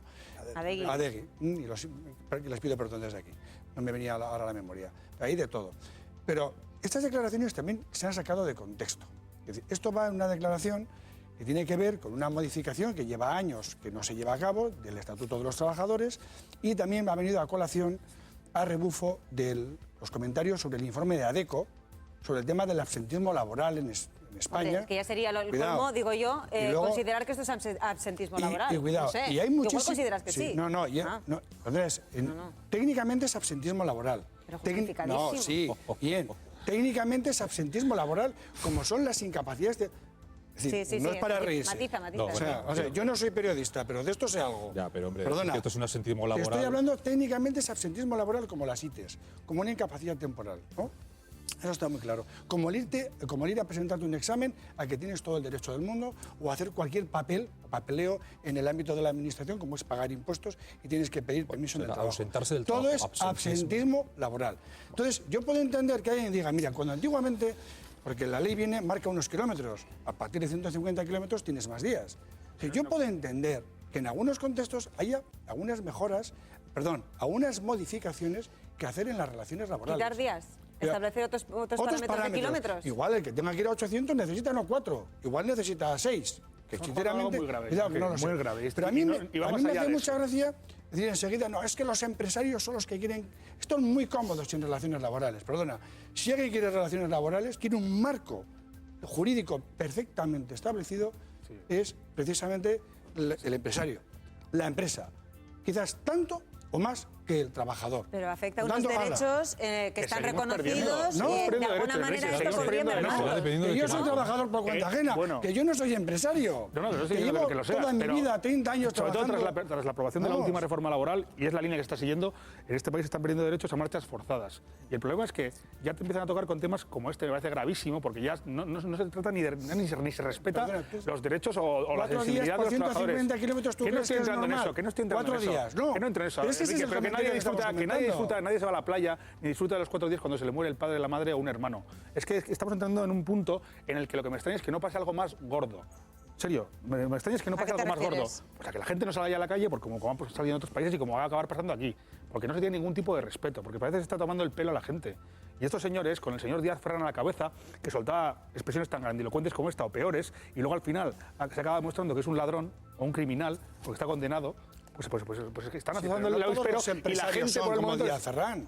Es que estamos dando una imagen pero la gente que está en la cúpula del empresariado está soltando este tipo de perlas. Y a la gente le toman porque... Son los portavoces, ¿no? Sí, claro, y el gran problema, no son declaraciones suyas propias, sino son frutos de un consenso. Hombre, yo creo que no. Yo no conozco a esta persona. Yo no sé exactamente cuál ha sido la pregunta del periodista o a santo de qué ha venido el tema de los 4 días. Yo no tengo ese contexto. Más cuestiones que ha planteado este señor. Ha propuesto que se penalice a las personas que tienen 4 bajas en un mismo año durante los primeros 15 días de ausencia, al igual que se hace en otros países de cerca del Estado. Va un poquito más allá, penalizando. Ese es el marco, Enrique, que quiere este señor. Este es el marco. Esta es la homologación que quiere. Se puede homologar... ¿Y qué tiene de malo? Con 2 baremos. Hombre, ¿qué tiene de malo? Díselo a los que trabajan para él. Díselo lo que tiene de malo. No, digo que ¿qué tiene de malo el que haya otra regulación? Aquí hay 2 modelos de competitividad. Que hay que ser competitivos es una tautología, evidentemente que hay que ser competitivo. Pero hay muchos tipos de competitividad. Está la China. Es una necesidad. Escucha, está la China. La China también es competitividad. Pero tiene que haber un equilibrio de intereses. Tiene que haber un equilibrio, que es la clave. Y es lo que declaraciones como las de este señor tiran por la borda. Y además, con el efecto pernicioso de que para mucha gente, lamentablemente, que lo está pasando tan mal, tan canutas, la imagen del empresario acaba siendo la de estos. Y eso es nefasto. Es nefasto, porque justamente, insisto en lo de antes, perdona que acabo rápido, eso es lo de antes. Los empresarios que sostienen en este país el empleo son los pequeños y medianos empresarios. Y esta gente está pasando tan canutas como sus trabajadores. Y en muchos casos están dejando de llevarse dinero a casa para mantener los salarios de la gente que trabaja para ellos. Y esta es la realidad que estamos viviendo en este momento. Por ahí esta gente se deslegitima, porque realmente están, en fin, yendo con, nunca mejor dicho, contra su propio negociado. Uno de los datos que comentaba sobre el absentismo es que ha bajado últimamente debido a la crisis. Hombre, ¿cómo no va a bajar? Ojo, me duele un poquito el dedo, lo tengo igual, tengo que ir al médico, me tienen que operar, pero voy rápido, no vaya a ser que me quede sin puesto de trabajo. ¿Dónde ha bajado el absentismo? Ha bajado. En el empleo público. Sí. Pero el funcionariado era de largo, el sector con mayor trabajo. Hablemos de la gente que trabaja en empresas y vemos cómo la gente ahora se pone mala y va a trabajar. En el empleo público se han puesto, de corbata. En el empleo público, precisamente Zapatero, quien puso los puntos sobre las IES en algunos abusos que había con el absentismo laboral. Tú trabajas en una institución, en una institución alavesa. Claro que os digo, en el empleo público, es donde se han metido, o sea, le estamos criticando a un señor, que me da igual quién sea, porque está pidiendo unas reformas en materia de penalización por faltar no sé cuánto tiempo, cuando eso ya en la privada, claro, se ha hecho por Real Decreto Ley. O sea, y ahí no pasa nada. Ha habido sus broncas. Los funcionarios, en algunos casos, era insultante. Yo recuerdo publicar en el periódico, y tú estabas en aquellos tiempos en yo he sido director de personal en una administración. Y tú sabes cómo estaba el tema en el Ayuntamiento de Vitoria, por ejemplo. Recuerdo que publicamos, no recuerdo no se puede hablar era insultante. Sí, de asentismo laboral tan sencillamente como habla esta gente. Hay que ver qué tipo de tejido industrial tenemos en Euskadi, tenemos que hablar de lo privado y de lo no privado. Y lo que sí me gustaría que este señor dijera que, por ejemplo, a mí sí me parecería normal que a la hora de controlar las bajas hubiese ciertas inspecciones o más inspecciones, pero generalizar, o sea, hablar de que la gente coge la baja porque sí, para hacer lo que le da la gana, es estar insultando al trabajador. No ha generalizado. No, hombre. Bueno, mira, precisamente, y perdóname un segundito, estamos hablando del trabajador en abstracto. Me gustaría poner los pies en la mesa y hablar de unos trabajadores en concreto. Pincho la página de eitv.com y es que precisamente hoy la Ertzaintza ha iniciado el desalojo de los trabajadores de Troquenor, Troquelería del Norte, antigua Troquenor. Llevaban allí encerrados 2 meses, cerca de 120 trabajadores. Se ha ejecutado entonces la orden de desahucio ordenada por ese juez y ha sido pocos minutos antes de las 12 del mediodía cuando algunos de los operarios han abandonado las instalaciones, pero el resto permanecería a esta hora en el interior, según ha informado el Departamento de Seguridad. La Comisión Judicial ha comunicado a estos trabajadores que debían abandonar las instalaciones y proceder a ese desahucio de la empresa. Un desahucio, bueno, pues que al final parece que se está produciendo y estamos viendo esas imágenes que nos acaban de llegar. Es una situación que se comparte, desgraciadamente, en muchísimas empresas y que, bueno, no nos gustaría dejar pasar este día sin citarlo por lo menos y hacer un pequeño comentario. Al hilo de todas las cuestiones laborales que nos preocupan a todos los que nos estáis viendo, volvemos a hablar de las pensiones y de ese informe de, vamos a llamar, sabios, entre todas las comillas, que ya ha empezado a ofrecer esos puntos de vista, ya lo presentó en su momento al Gobierno y está empezando a presentarlo, digamos, a la sociedad. ¿Cuál es la última hora sobre esa reforma de las pensiones, sobre lo que están diciendo estos sabios? Nos lo cuenta Virginia Maraña. Adelante. Guardión, Adela, pues bien, como tú has dicho, ahora mismo el Comité de Expertos está compareciendo ante el Congreso, concretamente su presidente, Víctor Pérez. Acabamos de escuchar las últimas palabras del Comité de Expertos de Víctor Pérez, que ha hablado en nombre, dice, de todos los miembros o casi todos los miembros de este comité. Ha dicho que abogan por un sistema público de pensiones, eso sí, con ligeras modificaciones. Modificaciones, Adela, que hemos ido conociendo a lo largo de estos días, tal y como que las pensiones no van a ir unidas a la marcha de los precios, que dependerán de si está en crisis o no el país y que irán encadenadas a la esperanza de vida. Temas que se han hablado a largo durante estos días antes de estas comparecencias. Recordemos, mañana comparecerán parte de los miembros de este comité y el jueves pasado mañana el resto, los que todavía no han comparecido. La comparecencia sigue, una comparecencia muy importante, y es que de este informe se elaborará la base de sostenibilidad de las pensiones con la que trabaje el Gobierno de Rajoy.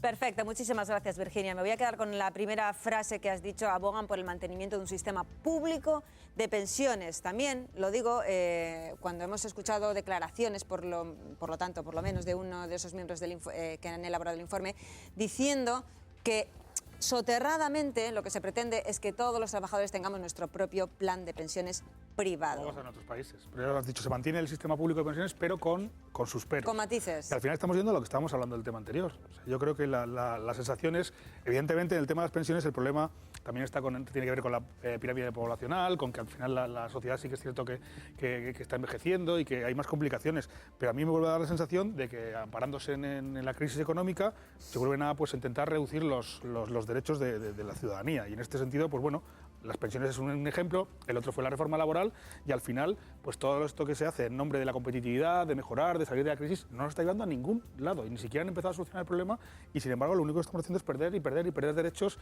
y pues muchísima gente que no habrá previsto esto y no tiene ni siquiera en mente el contemplar, el abrirse un plan de pensiones privado, pues al final Pero tendrá aquí que se hacerlo. plantea, se tenía que hacer esta reforma, lo primero, y se tenía que hacer de la manera que se ha hecho, claro. Víctor, ¿había otras soluciones, otras oportunidades para quitar de aquí, quitar de allá y poder mantener el sistema de pensiones tal y como lo conocemos hasta ahora? A mí lo primero que me sorprende, es decir, que me irrita, es el sistema, ¿no? El mecanismo. Comité de expertos, ¿expertos para quién? Vinculados a la banca y a las aseguradoras privadas. Efectivamente, que no es sino un blanqueo por parte del gobierno.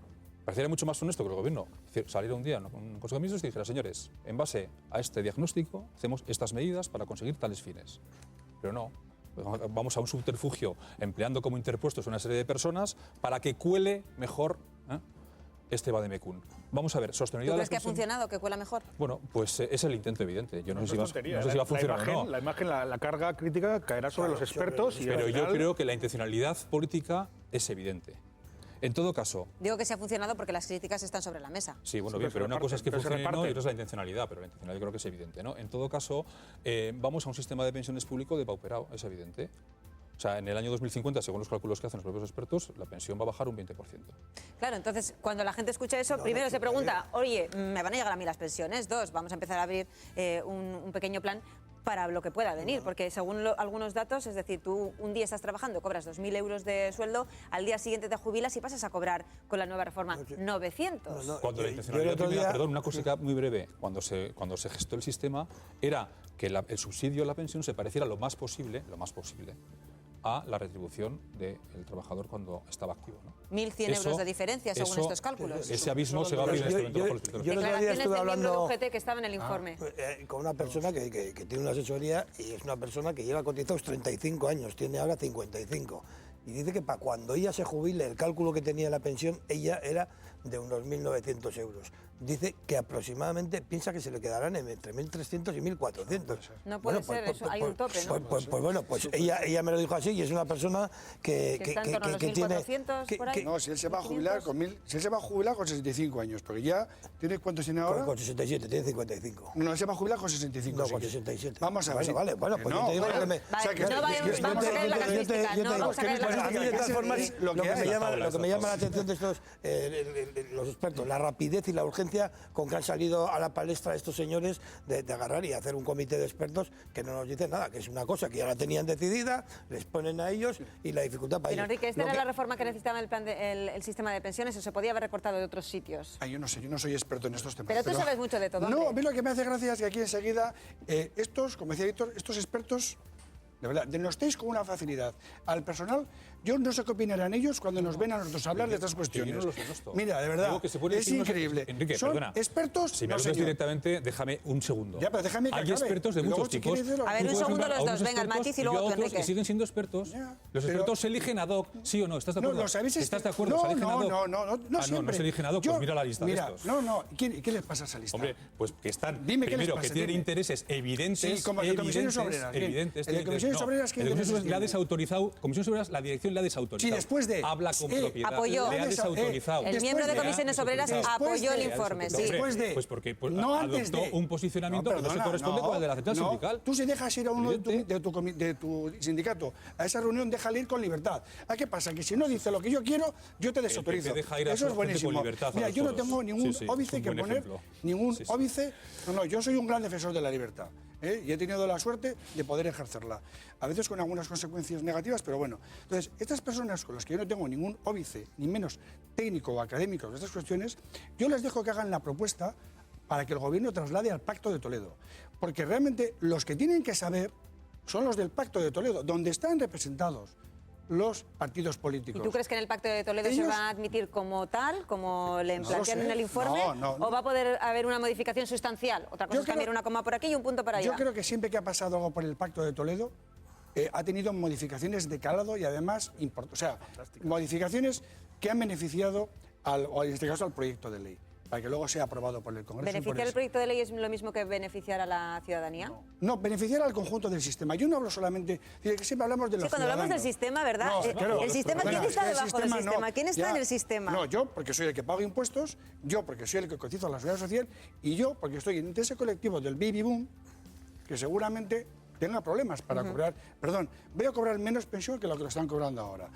Eso ya de entrada. Enrique, pero que seas tan ingenuo para decir que somos el sistema nosotros no somos el sistema. Yo soy el sistema. Yo soy una víctima. A ver. Continúa con el argumentario, por favor.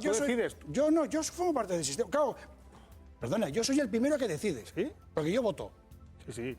Yo voto. Está clarísimo, sabemos para todo mí que es muy importante. Yo voto. Ahora mientras mismo, yo voto, lo que ha quedado clarísimo en los últimos años es que los partidos de gobierno están... Mira, si hay alguna pega que puedo poner al comité de expertos, la única que a mí se me ocurre es que no había un demógrafo. Lo digo francamente. Una persona que realmente estudiase... Nadie ha dicho que los expertos... ¿Es consciente que ahora mismo la factura que existe de Nadie ha dicho que los expertos siempre no sean expertos. No tanto, Enrique, no. Vamos a ponernos un poquito otra vez sobre la tierra. Vamos a escuchar las declaraciones de Belén Arrondo, de EH Bildu, referente al sistema de pensiones. ¿Vasco o no? Las reglas de juego venían escritas en alemán y habían sido dictadas por el Banco Central Europeo y Angela Merkel. Ante todo esto, reclamamos para Euskal Herria plena soberanía en materia de pensiones y de seguridad social. No queremos seguir dependiendo de este Estado sometido a los más reaccionarios intereses de la banca y las finanzas europeas. Obviamente está hablando de este informe. ¿Podría tener Euskadi soberanía para gestionar su propio sistema de pensiones? Es una propuesta que se ha escuchado que lanzaron en algún momento por parte de miembros del Partido Nacionalista Vasco. Hablemos de puro nominalismo, que es lo que le gustaba a Ocan. La soberanía en materia de seguridad social es la independencia. Vamos a ver. O sea, si tú quieres gestionar una caja única propia, eso es esencialmente un sistema de conducirse políticamente independiente. Eso es la máxima autonomía, que tú realmente gestiones tu seguridad social. Entonces, de eso estamos hablando, o creo interpretar que está hablando la señora que ha intervenido en este momento. ¿Pero es viable? Hay quien dice, todo es viable si se ponen los medios, si hay interés, si hay, una vez más, voluntad política, Enrique. No, el día que el País Vasco sea independiente, no le quedará más remedio que gestionar su seguridad previo social. a la independencia. O sea, hoy, matemáticamente hablando, no, hoy desde luego no. Hoy las cuentas no salen, pero no salen a saber por qué.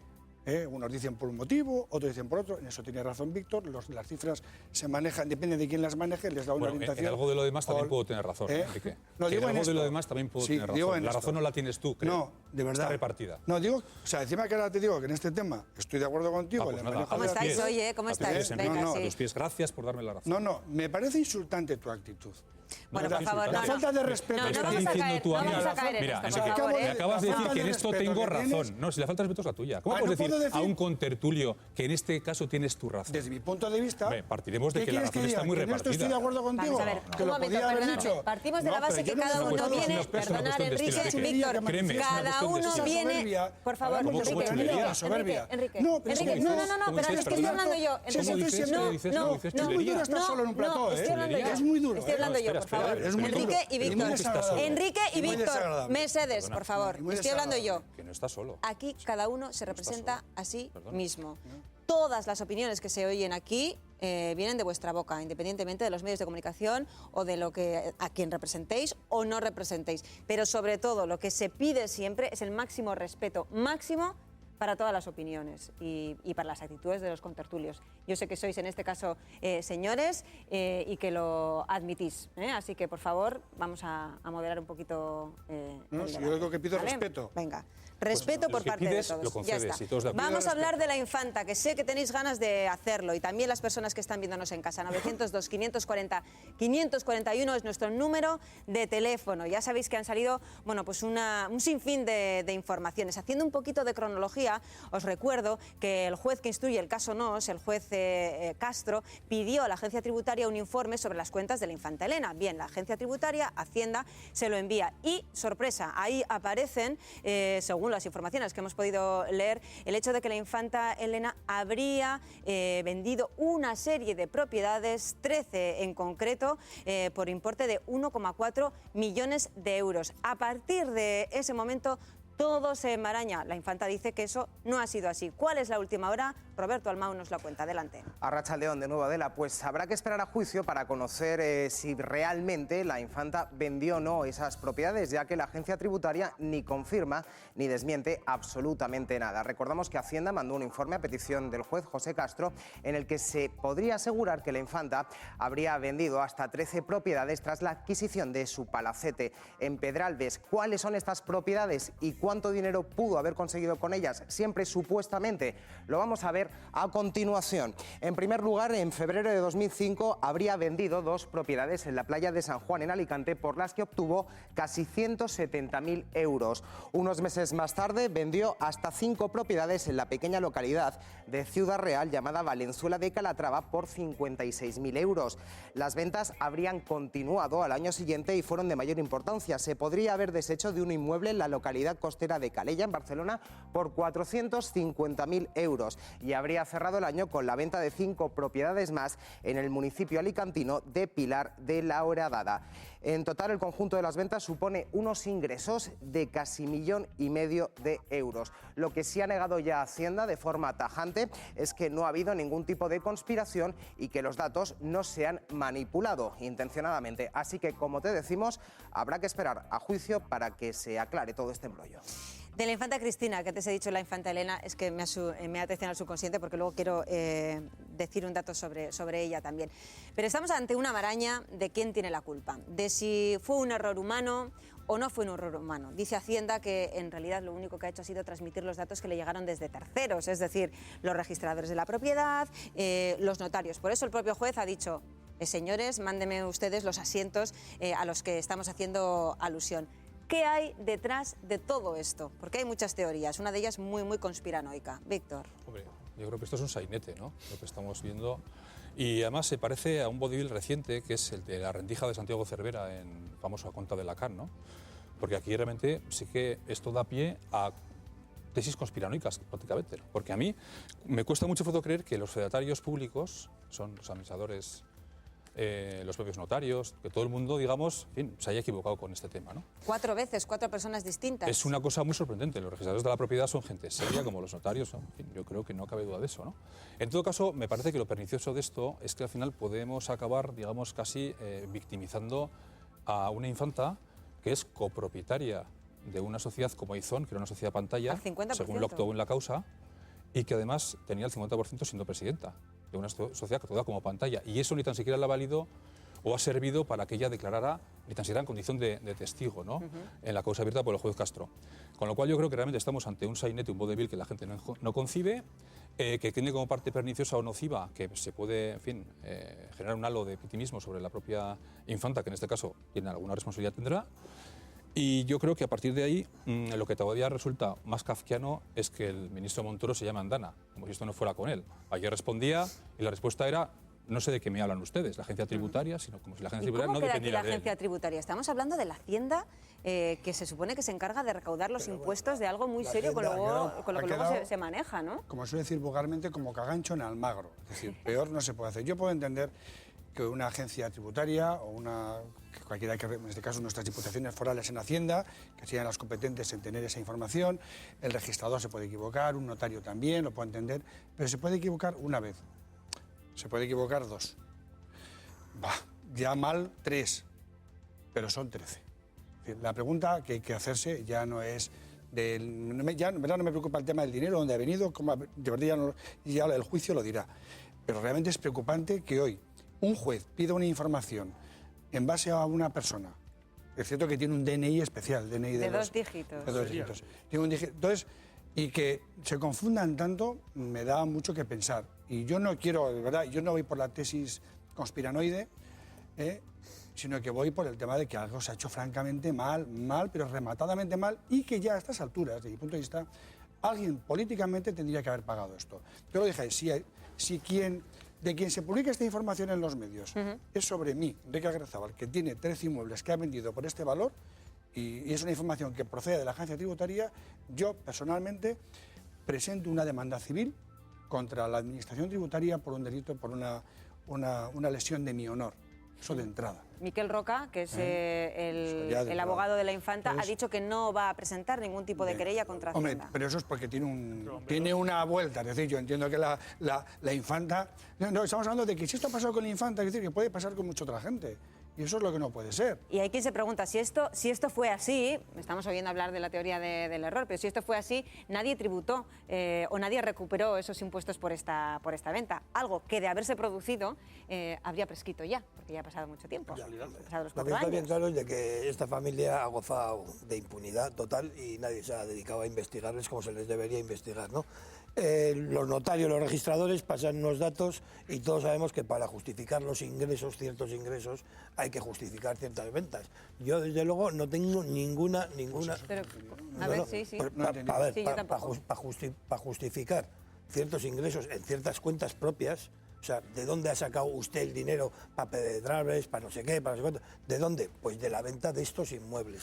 Entonces, me parece que lo que han querido es justificar o tapar el dinero proveniente de no se sabe qué. Eso, estamos hablando de esto, ¿eh? No, pero bueno, yo sí estoy hablando de eso. Pero estamos hablando de estos inmuebles, que no digo yo, ¿no? Sí. Estamos hablando de inmuebles, pues eso es que, perdona, es que estos inmuebles, yo escuchaba a uno de los propietarios que, claro, tiene el título de propiedad y que uno lo ha comprado a una heredera, o sea, gente que no tiene nada que ver con y me permitís la expresión, alucinando con esto. Yo no le he comprado nada a la infanta Elena, que esto era de mi abuela. Es que yo lo que te estoy diciendo es que realmente la infanta no ha vendido eso. Lo que pasa es que porque alguien le ha prestado un favor o porque la agencia tributaria no lo ha controlado, han dejado que metan eso. O sea, a nadie le pasa... ¿Se habrían manipulado los datos de Hacienda para encubrir a la infanta Cristina? ¿Es lo que estás diciendo? Se habrá hecho... Eso también es teoría. No, pues supuestamente... Es una de ellas. Ya, supuestamente para mí es así. Como bien habéis dicho, además, de que ya efectivamente tienen solamente 2 números, los DNI, que fíjate, para cuadrar esos DNI, además el número 13 no lo tienen. Por superstición, o sea, que lo habían anulado. Ella es el número 14. O sea, por eso te quiero decir que para mí, desde luego, lo que es una tapadera, y ahora que por fin no tienen tanta impunidad y se empieza a investigar... No tienen tanta impunidad. No tienen tanta como tenían hasta ahora. Oye, a ver, lo que está bien claro es de que hace 10 años, vamos, esto se hubiese tapado y se hubiese atajado, pum, con un golpe sobre la mesa y se acabó. Es que haya un poco menos de opacidad y otra es que no tengan impunidad. Que en principio no está imputada la infanta por este tema. Ahora se está dilucidando el tema de la Hacienda tributaria y nos encontramos con esto. Es lo que ha dicho, lo ha negado todo. Ana Mato no sabía nada. Messi, por supuesto, no sabía nada. Es extraño que haya salido tan rato. Es un país donde... Pero que es muy extraño que haya salido rápidamente a la palestra, ¿no? Antes decía, y me traicionaba el subconsciente, se lo decía cuando citaba a la infanta Elena, y es que, a modo de anécdota lo cuento, en algún momento se le había puesto una multa por conducir un tractor a la infanta Elena. ¿Por qué? Pues porque cuando se había hecho el atestado a la persona que efectivamente conducía ese tractor, se habían puesto mal los datos, y entonces quien le parecía como que conducía ese tractor era la infanta Elena. Hay quien dice que podría ir por ahí, que al meter los datos se les ha ido el número y entonces ha pasado todo, ese gran error. ¿Hay quien se lo cree? Pero yo insisto, lo fundamental, a ver, esto es grave, gordo, para que la gente no se entienda. Evidentemente estoy con Enrique, tiene que haber alguna responsabilidad, alguien por esto tiene que pagar, entre comillas. ¿Tú crees que va a pagar alguien? Porque es un error grave. ¿Va a pagar la infanta? No, no digo eso. Digo de esta negligencia. Del tema de esta negligencia no puede pasar como si no ocurriera nada, porque es que está en juego la propia credibilidad de la agencia tributaria, que no es algo menor. Porque la vida controlada de todas las personas que están sujetas a nómina y también de los autónomos, ¿no? Bueno, yo lo que quería decir es que no nos puede dejar, las ramas no pueden impedirnos ver el bosque. Lo fundamental, el sustrato, el tuétano de esta cuestión está en sede judicial. Y está en la responsabilidad o no que la infanta Elena tuvo sobre el incremento patrimonial familiar. Porque a mí no se me puede ocurrir que venga la señora que vive conmigo, que haya incrementado sus ingresos, que los haya multiplicado por 18 y que yo no me entere. Hay una figura que se llama la de cooperadora necesaria en el Código Penal. Y eso es lo que está por dilucidar. Eso es realmente lo importante. Esto alguien tendrá que pagar. Si al final ha sido un error y se demuestra, habrá sido, en fin, un baldón tremendo para el ministerio correspondiente, el Ministerio del Ramo, pero lo fundamental lo está instruyendo el señor Castro. No nos olvidemos Fiscal de eso. Torres Dulce dice que es cauto. Primero va a esperar a ver qué le dicen desde Anticorrupción. Le escuchamos. Yo exclusivamente voy a esperar primero a que la Fiscalía Anticorrupción, a través de los fiscales que están actuando en este proceso, examinen el informe de la agencia tributaria y una vez que ellos lo valoren me lo transmitirán y podremos opinar. Claro, pero la Hacienda dice, no, es que yo lo único que he hecho ha sido darle al botón de enviar ese informe en función de lo que me han trasladado terceros. Por lo tanto, se está echando ahí ese baldón de grasa, vamos a decirlo así en fino, contra otro colectivo. De bajar los pies a la tierra, se hablaba antes, ¿no? Pues la sensación no es más que echar una palada más a esa sensación global que creo que tiene la gente de a pie, de que aquí pasan un montón de cosas y nadie paga nunca. Está diciendo Víctor que sí, que tiene que pagar un funcionario, un responsable político. Yo es que tengo la sensación de que no va a pagar nadie. Por supuesto, nadie en la Casa Real. Y la sensación es esa. O sea, a mí lo que me incrementa es la sensación de que hay cierto sector de la sociedad que tiene patente de corso y que hay una impunidad total y a la gente eso le empieza ya, más que a indignar, ya está casi resignada. Mira, el tema, eso de que acaba de decir Adela, que das un botón y yo lo no. Vamos a ver, cuando una providencia judicial llega a una administración, porque lo que ha hecho el juez Castro, pedir a la agencia tributaria la información sobre el patrimonio inmobiliario de esta mujer. Entonces, esto le llega a un funcionario. El funcionario nada más llegarle el papel le tiene a las piernas. Punto número uno. Me da igual quién sea, jefe de servicio o el técnico o el inspector, me da igual. Le llega y rápidamente cuando sacará la información, la sacará él, seguro. Pero que esto rápidamente pasa por otros filtros y siendo quien es además, se comprueba, se coteja. O sea, pero reconoce que ha habido error en esa parte, Enrique, que claro, no se verificó lo que se enviaba. Claro, ese es el eso tema. Sí se ha reconocido. La pregunta es, ¿por qué le da ¿por qué ha pasado eso? El botón. ¿Por qué el botón de repente aparece en un montón de inmuebles que no son tuyos? Muchas casualidades. Que no son tuyos. O sea, esa es una pregunta que puedo conocer un poquito el entramado de una administración tributaria, y cómo funciona más o menos el personal y lo que le pasa cuando le llega una petición de un juez, ¿no? O sea, que hay todo un protocolo desde que llega un escrito del juzgado y cómo hay que fotocopiarlo, cómo compulsarlo, bueno, hay que hacer un montón de cosas. O sea, que no es yo darle al botón y cógelo largo, no, conlleva un procedimiento que está instalado en todas las administraciones. Por lo tanto, esa depuración de responsabilidades tendría que atañer a muchas personas. Para mí, la directora de la Agencia Estatal Tributaria hoy tendría que haber dimitido y, si no, haberla cesado. No, que digo que sí ha habido son ventas ficticias y ahí está claro que ha habido connivencia entre notarios, registradores y es un delito de lesa humanidad. No, pero te quiero decir que para mí desde luego está clarísimo. Para otros igual, no. Ahora igual nos quieren meter de que alguien quiere meterse con la familia real y tal igual. Pero vamos, o sea, está clarísimo que esta gente ha vendido ficticiamente esos inmuebles, se ha beneficiado de una serie de dinero y luego en connivencia con alguien. Bueno, son muchos registradores, son muchos registradores, uno de cada sitio. Pero precisamente por eso lo han hecho, porque si haces todo en el mismo sitio puede llamar más la atención. No. Si lo diluyes... De eso justamente, para erradicar esa sombra de duda gigantesca que mucha gente puede tener, está la Fiscalía, para eso está la Fiscalía.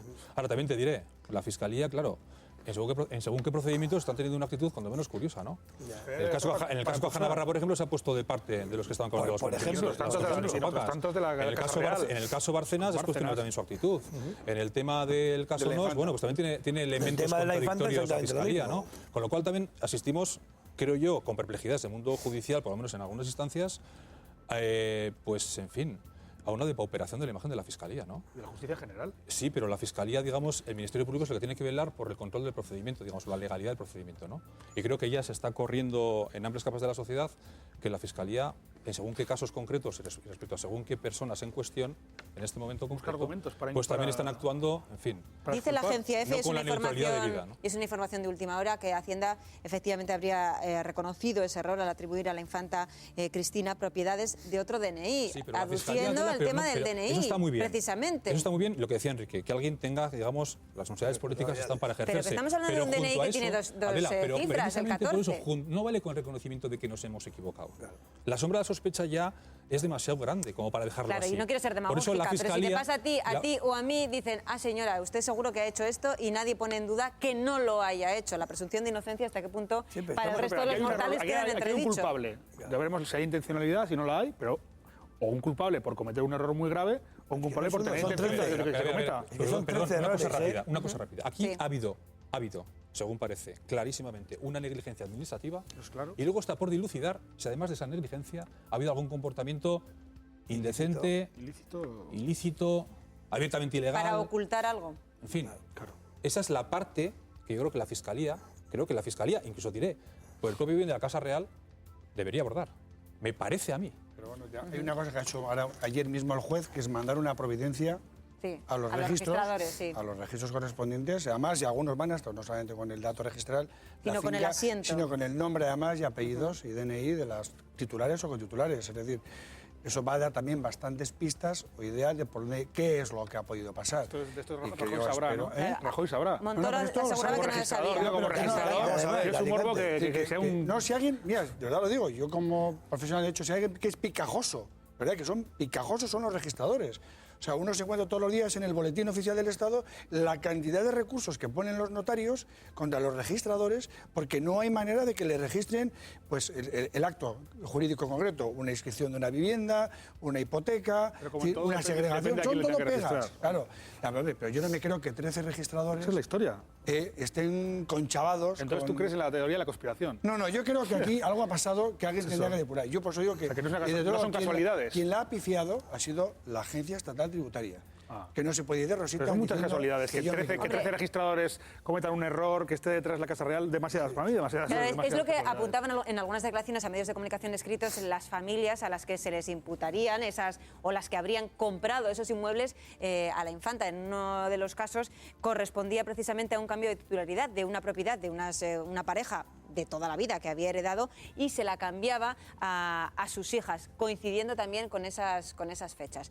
Bueno, esto ha trascendido desde luego a la opinión pública. También hay quien está pidiendo el PSOE Izquierda Unida que vaya al Parlamento, pero me gustaría quedarme ahora con unas palabras de Rosa Díez, que habla sobre esa identidad de la infanta Cristina. La denomina de una manera muy curiosa. Vamos a escucharle. Da la impresión de que la identificación fiscal de la infanta es un agujero negro, o era un agujero negro, porque hay datos que desde el año 2007 no contrastaban, desde los datos de lo que ella declaraba hasta datos de patrimonio que no aparecían. Entonces, en fin, ahí había datos, en fin, incorrectos que no contrastaban, que si hubieran afectado a cualquier ciudadano español hubiera saltado la alarma. ¿También está poniendo en entredicho o está sustentando esa teoría conspiranoica, vamos a decir así, David? Lo lógico sería no por lo menos tener la mínima duda de eso. O sea, hay que dejar un espacio a que es muy posible que hay algo extraño detrás de eso, que no son meros errores ni son meras casualidades. La infanta lo niega por activa y por pasiva. Insisto en que su abogado también dice que no se va a querellar por el mismo motivo que tú asegurabas, porque ha habido un error y se está manchando mi nombre, ¿no? El nombre de la infanta. No es extraño el que enseguida haya salido a la palestra la infanta a decir, a negar la mayor. O sea, lo está negando. En otros casos no ha negado nada, no ha dicho ni mu, ni esta boca es mía. Y ahora no, es real. No, bueno, que fue grave también. Te quiero decir, para mí está bien claro. En cualquier caso también pende sobre ella la posibilidad de que le caiga una multa. Por el caso del tema de Aizón, ya saben ustedes que a juzgar por los indicios, por lo que se está comentando y las pruebas, habrían contratado a personas dentro de Aizón, de esa inmobiliaria, pero serían personas que no hacían labores de inmobiliario, sino precisamente labores domésticas. Sangrante ha sido el comentario respecto a una pareja de inmigrantes que, según las informaciones escritas, les habrían pedido, los duques de Palma, el que les contrataran en negro, sin contrato. Fueron ellos los mismos los que dijeron, no, por ahí no pasamos, me tenéis que hacer un contrato. De confirmarse esto, sería algo muy duro. Es rarísimo que la gente que tiene sangre azul, que es tan diferente a nosotros, tenga esas pasiones tan bajas y esa capacidad de tender hacia ser, pues eso, defraudadores de Hacienda. Pero es que al final lo que se demuestra... Y además, lo que más me indigna de todo este caso y de todos los asuntos que se han visto, y sobre todo a partir del caso NOS, etcétera, es de la gran avaricia que puede tener esta gente que tiene la vida resuelta, que le pagamos todos los ciudadanos la vida y que sigan buscando vías por las que... Como dicen las amachus, dice, ¿qué necesidad? Pues es la historia. Es decir, puedes tener una vida asentada... Una posición privilegiadísima para seguir... Pero ¿sabes cuál es el problema de toda esta gente? De que ahondan en la riqueza, pero no es suya. O sea, siempre están invitados, siempre están de prestados, y yo creo que la avaricia de poder decir, esto es mío, yo puedo invitar al resto de la gente, o sea, viven siempre como de prestados. Entonces yo creo que... Hay un factor agravante, que era la sensación de impunidad. Que siguen teniendo. Porque Urdangarín no es ningún tonto.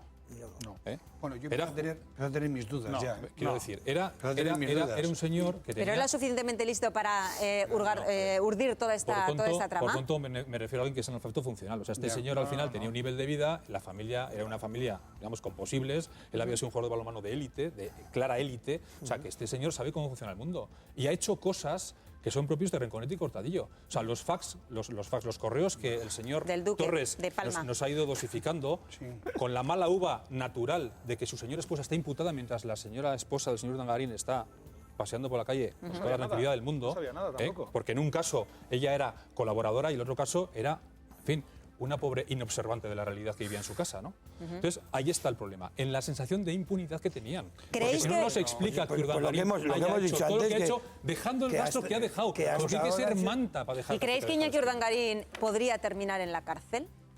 Yo tengo mi teoría, que la he hecho además pública en este estudio varias veces. Yo creo que los dos van a estar imputados y creo que Urdangarín terminará en la cárcel.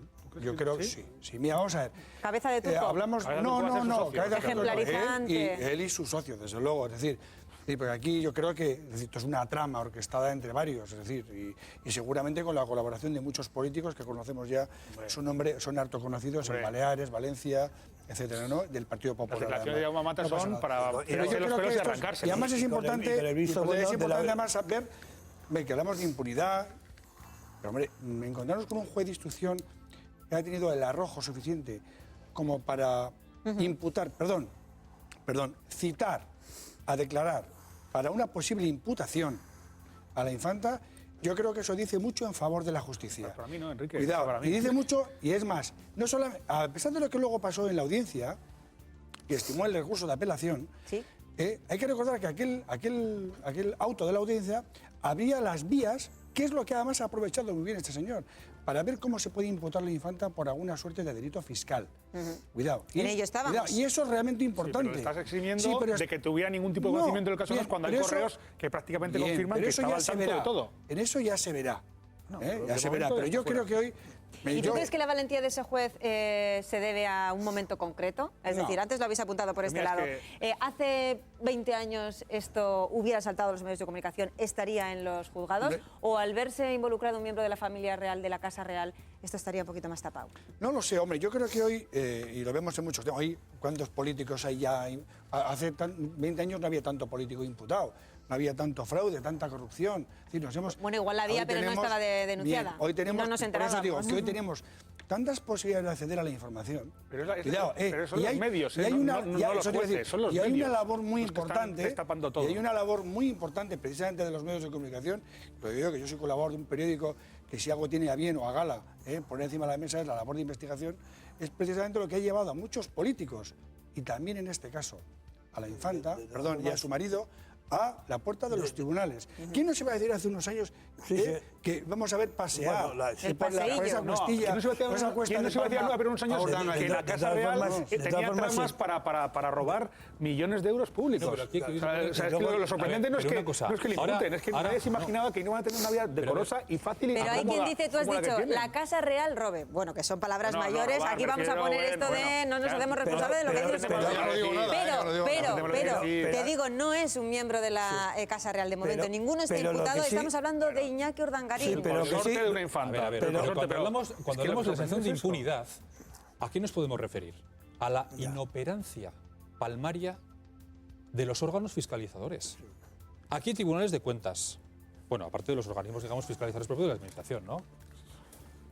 Y nadie se ha enterado absolutamente de nada. Está la labor de la Fiscalía también, que su labor está actuar cuando hay algún indicio de delito. ¿Dónde estaba la Fiscalía hasta este momento? ¿Dónde estaba la Fiscalía?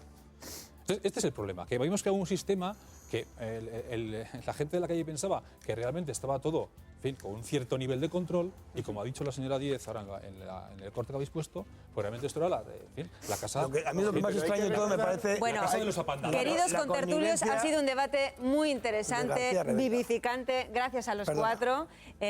Ahora un poquito de tranquilidad, a comer todos, a vosotros daros las gracias por estar ahí, citaros para mañana, eso de la 1:20, y que sepáis que la información continúa en el Gaur Egun, en el Teleberri, esa tarde, ni más ni menos. Lo dicho, nos vemos mañana. Biararte eta ondo izan. Agur. Kaiku Benecol es el reductor de colesterol de casa, el de aquí. Es el primero que salió al mercado y el único que está avalado con más de 70 estudios clínicos. Da gusto saber que para obtener eficacia no hace falta irse lejos, ya que aquí sabemos hacer las cosas bien. Ahora, además de reducir el colesterol, Kaiku Benecol nos ayuda a controlar también las calorías con los nuevos cero. Esta botellita contiene menos de 35 calorías y se elabora diariamente en Iruña con la mejor leche de nuestros ganaderos y toda la eficacia de Kaiku Benecol. Elige el de aquí, elige Kaiku Benecol, porque aquí la calidad es Kaiku.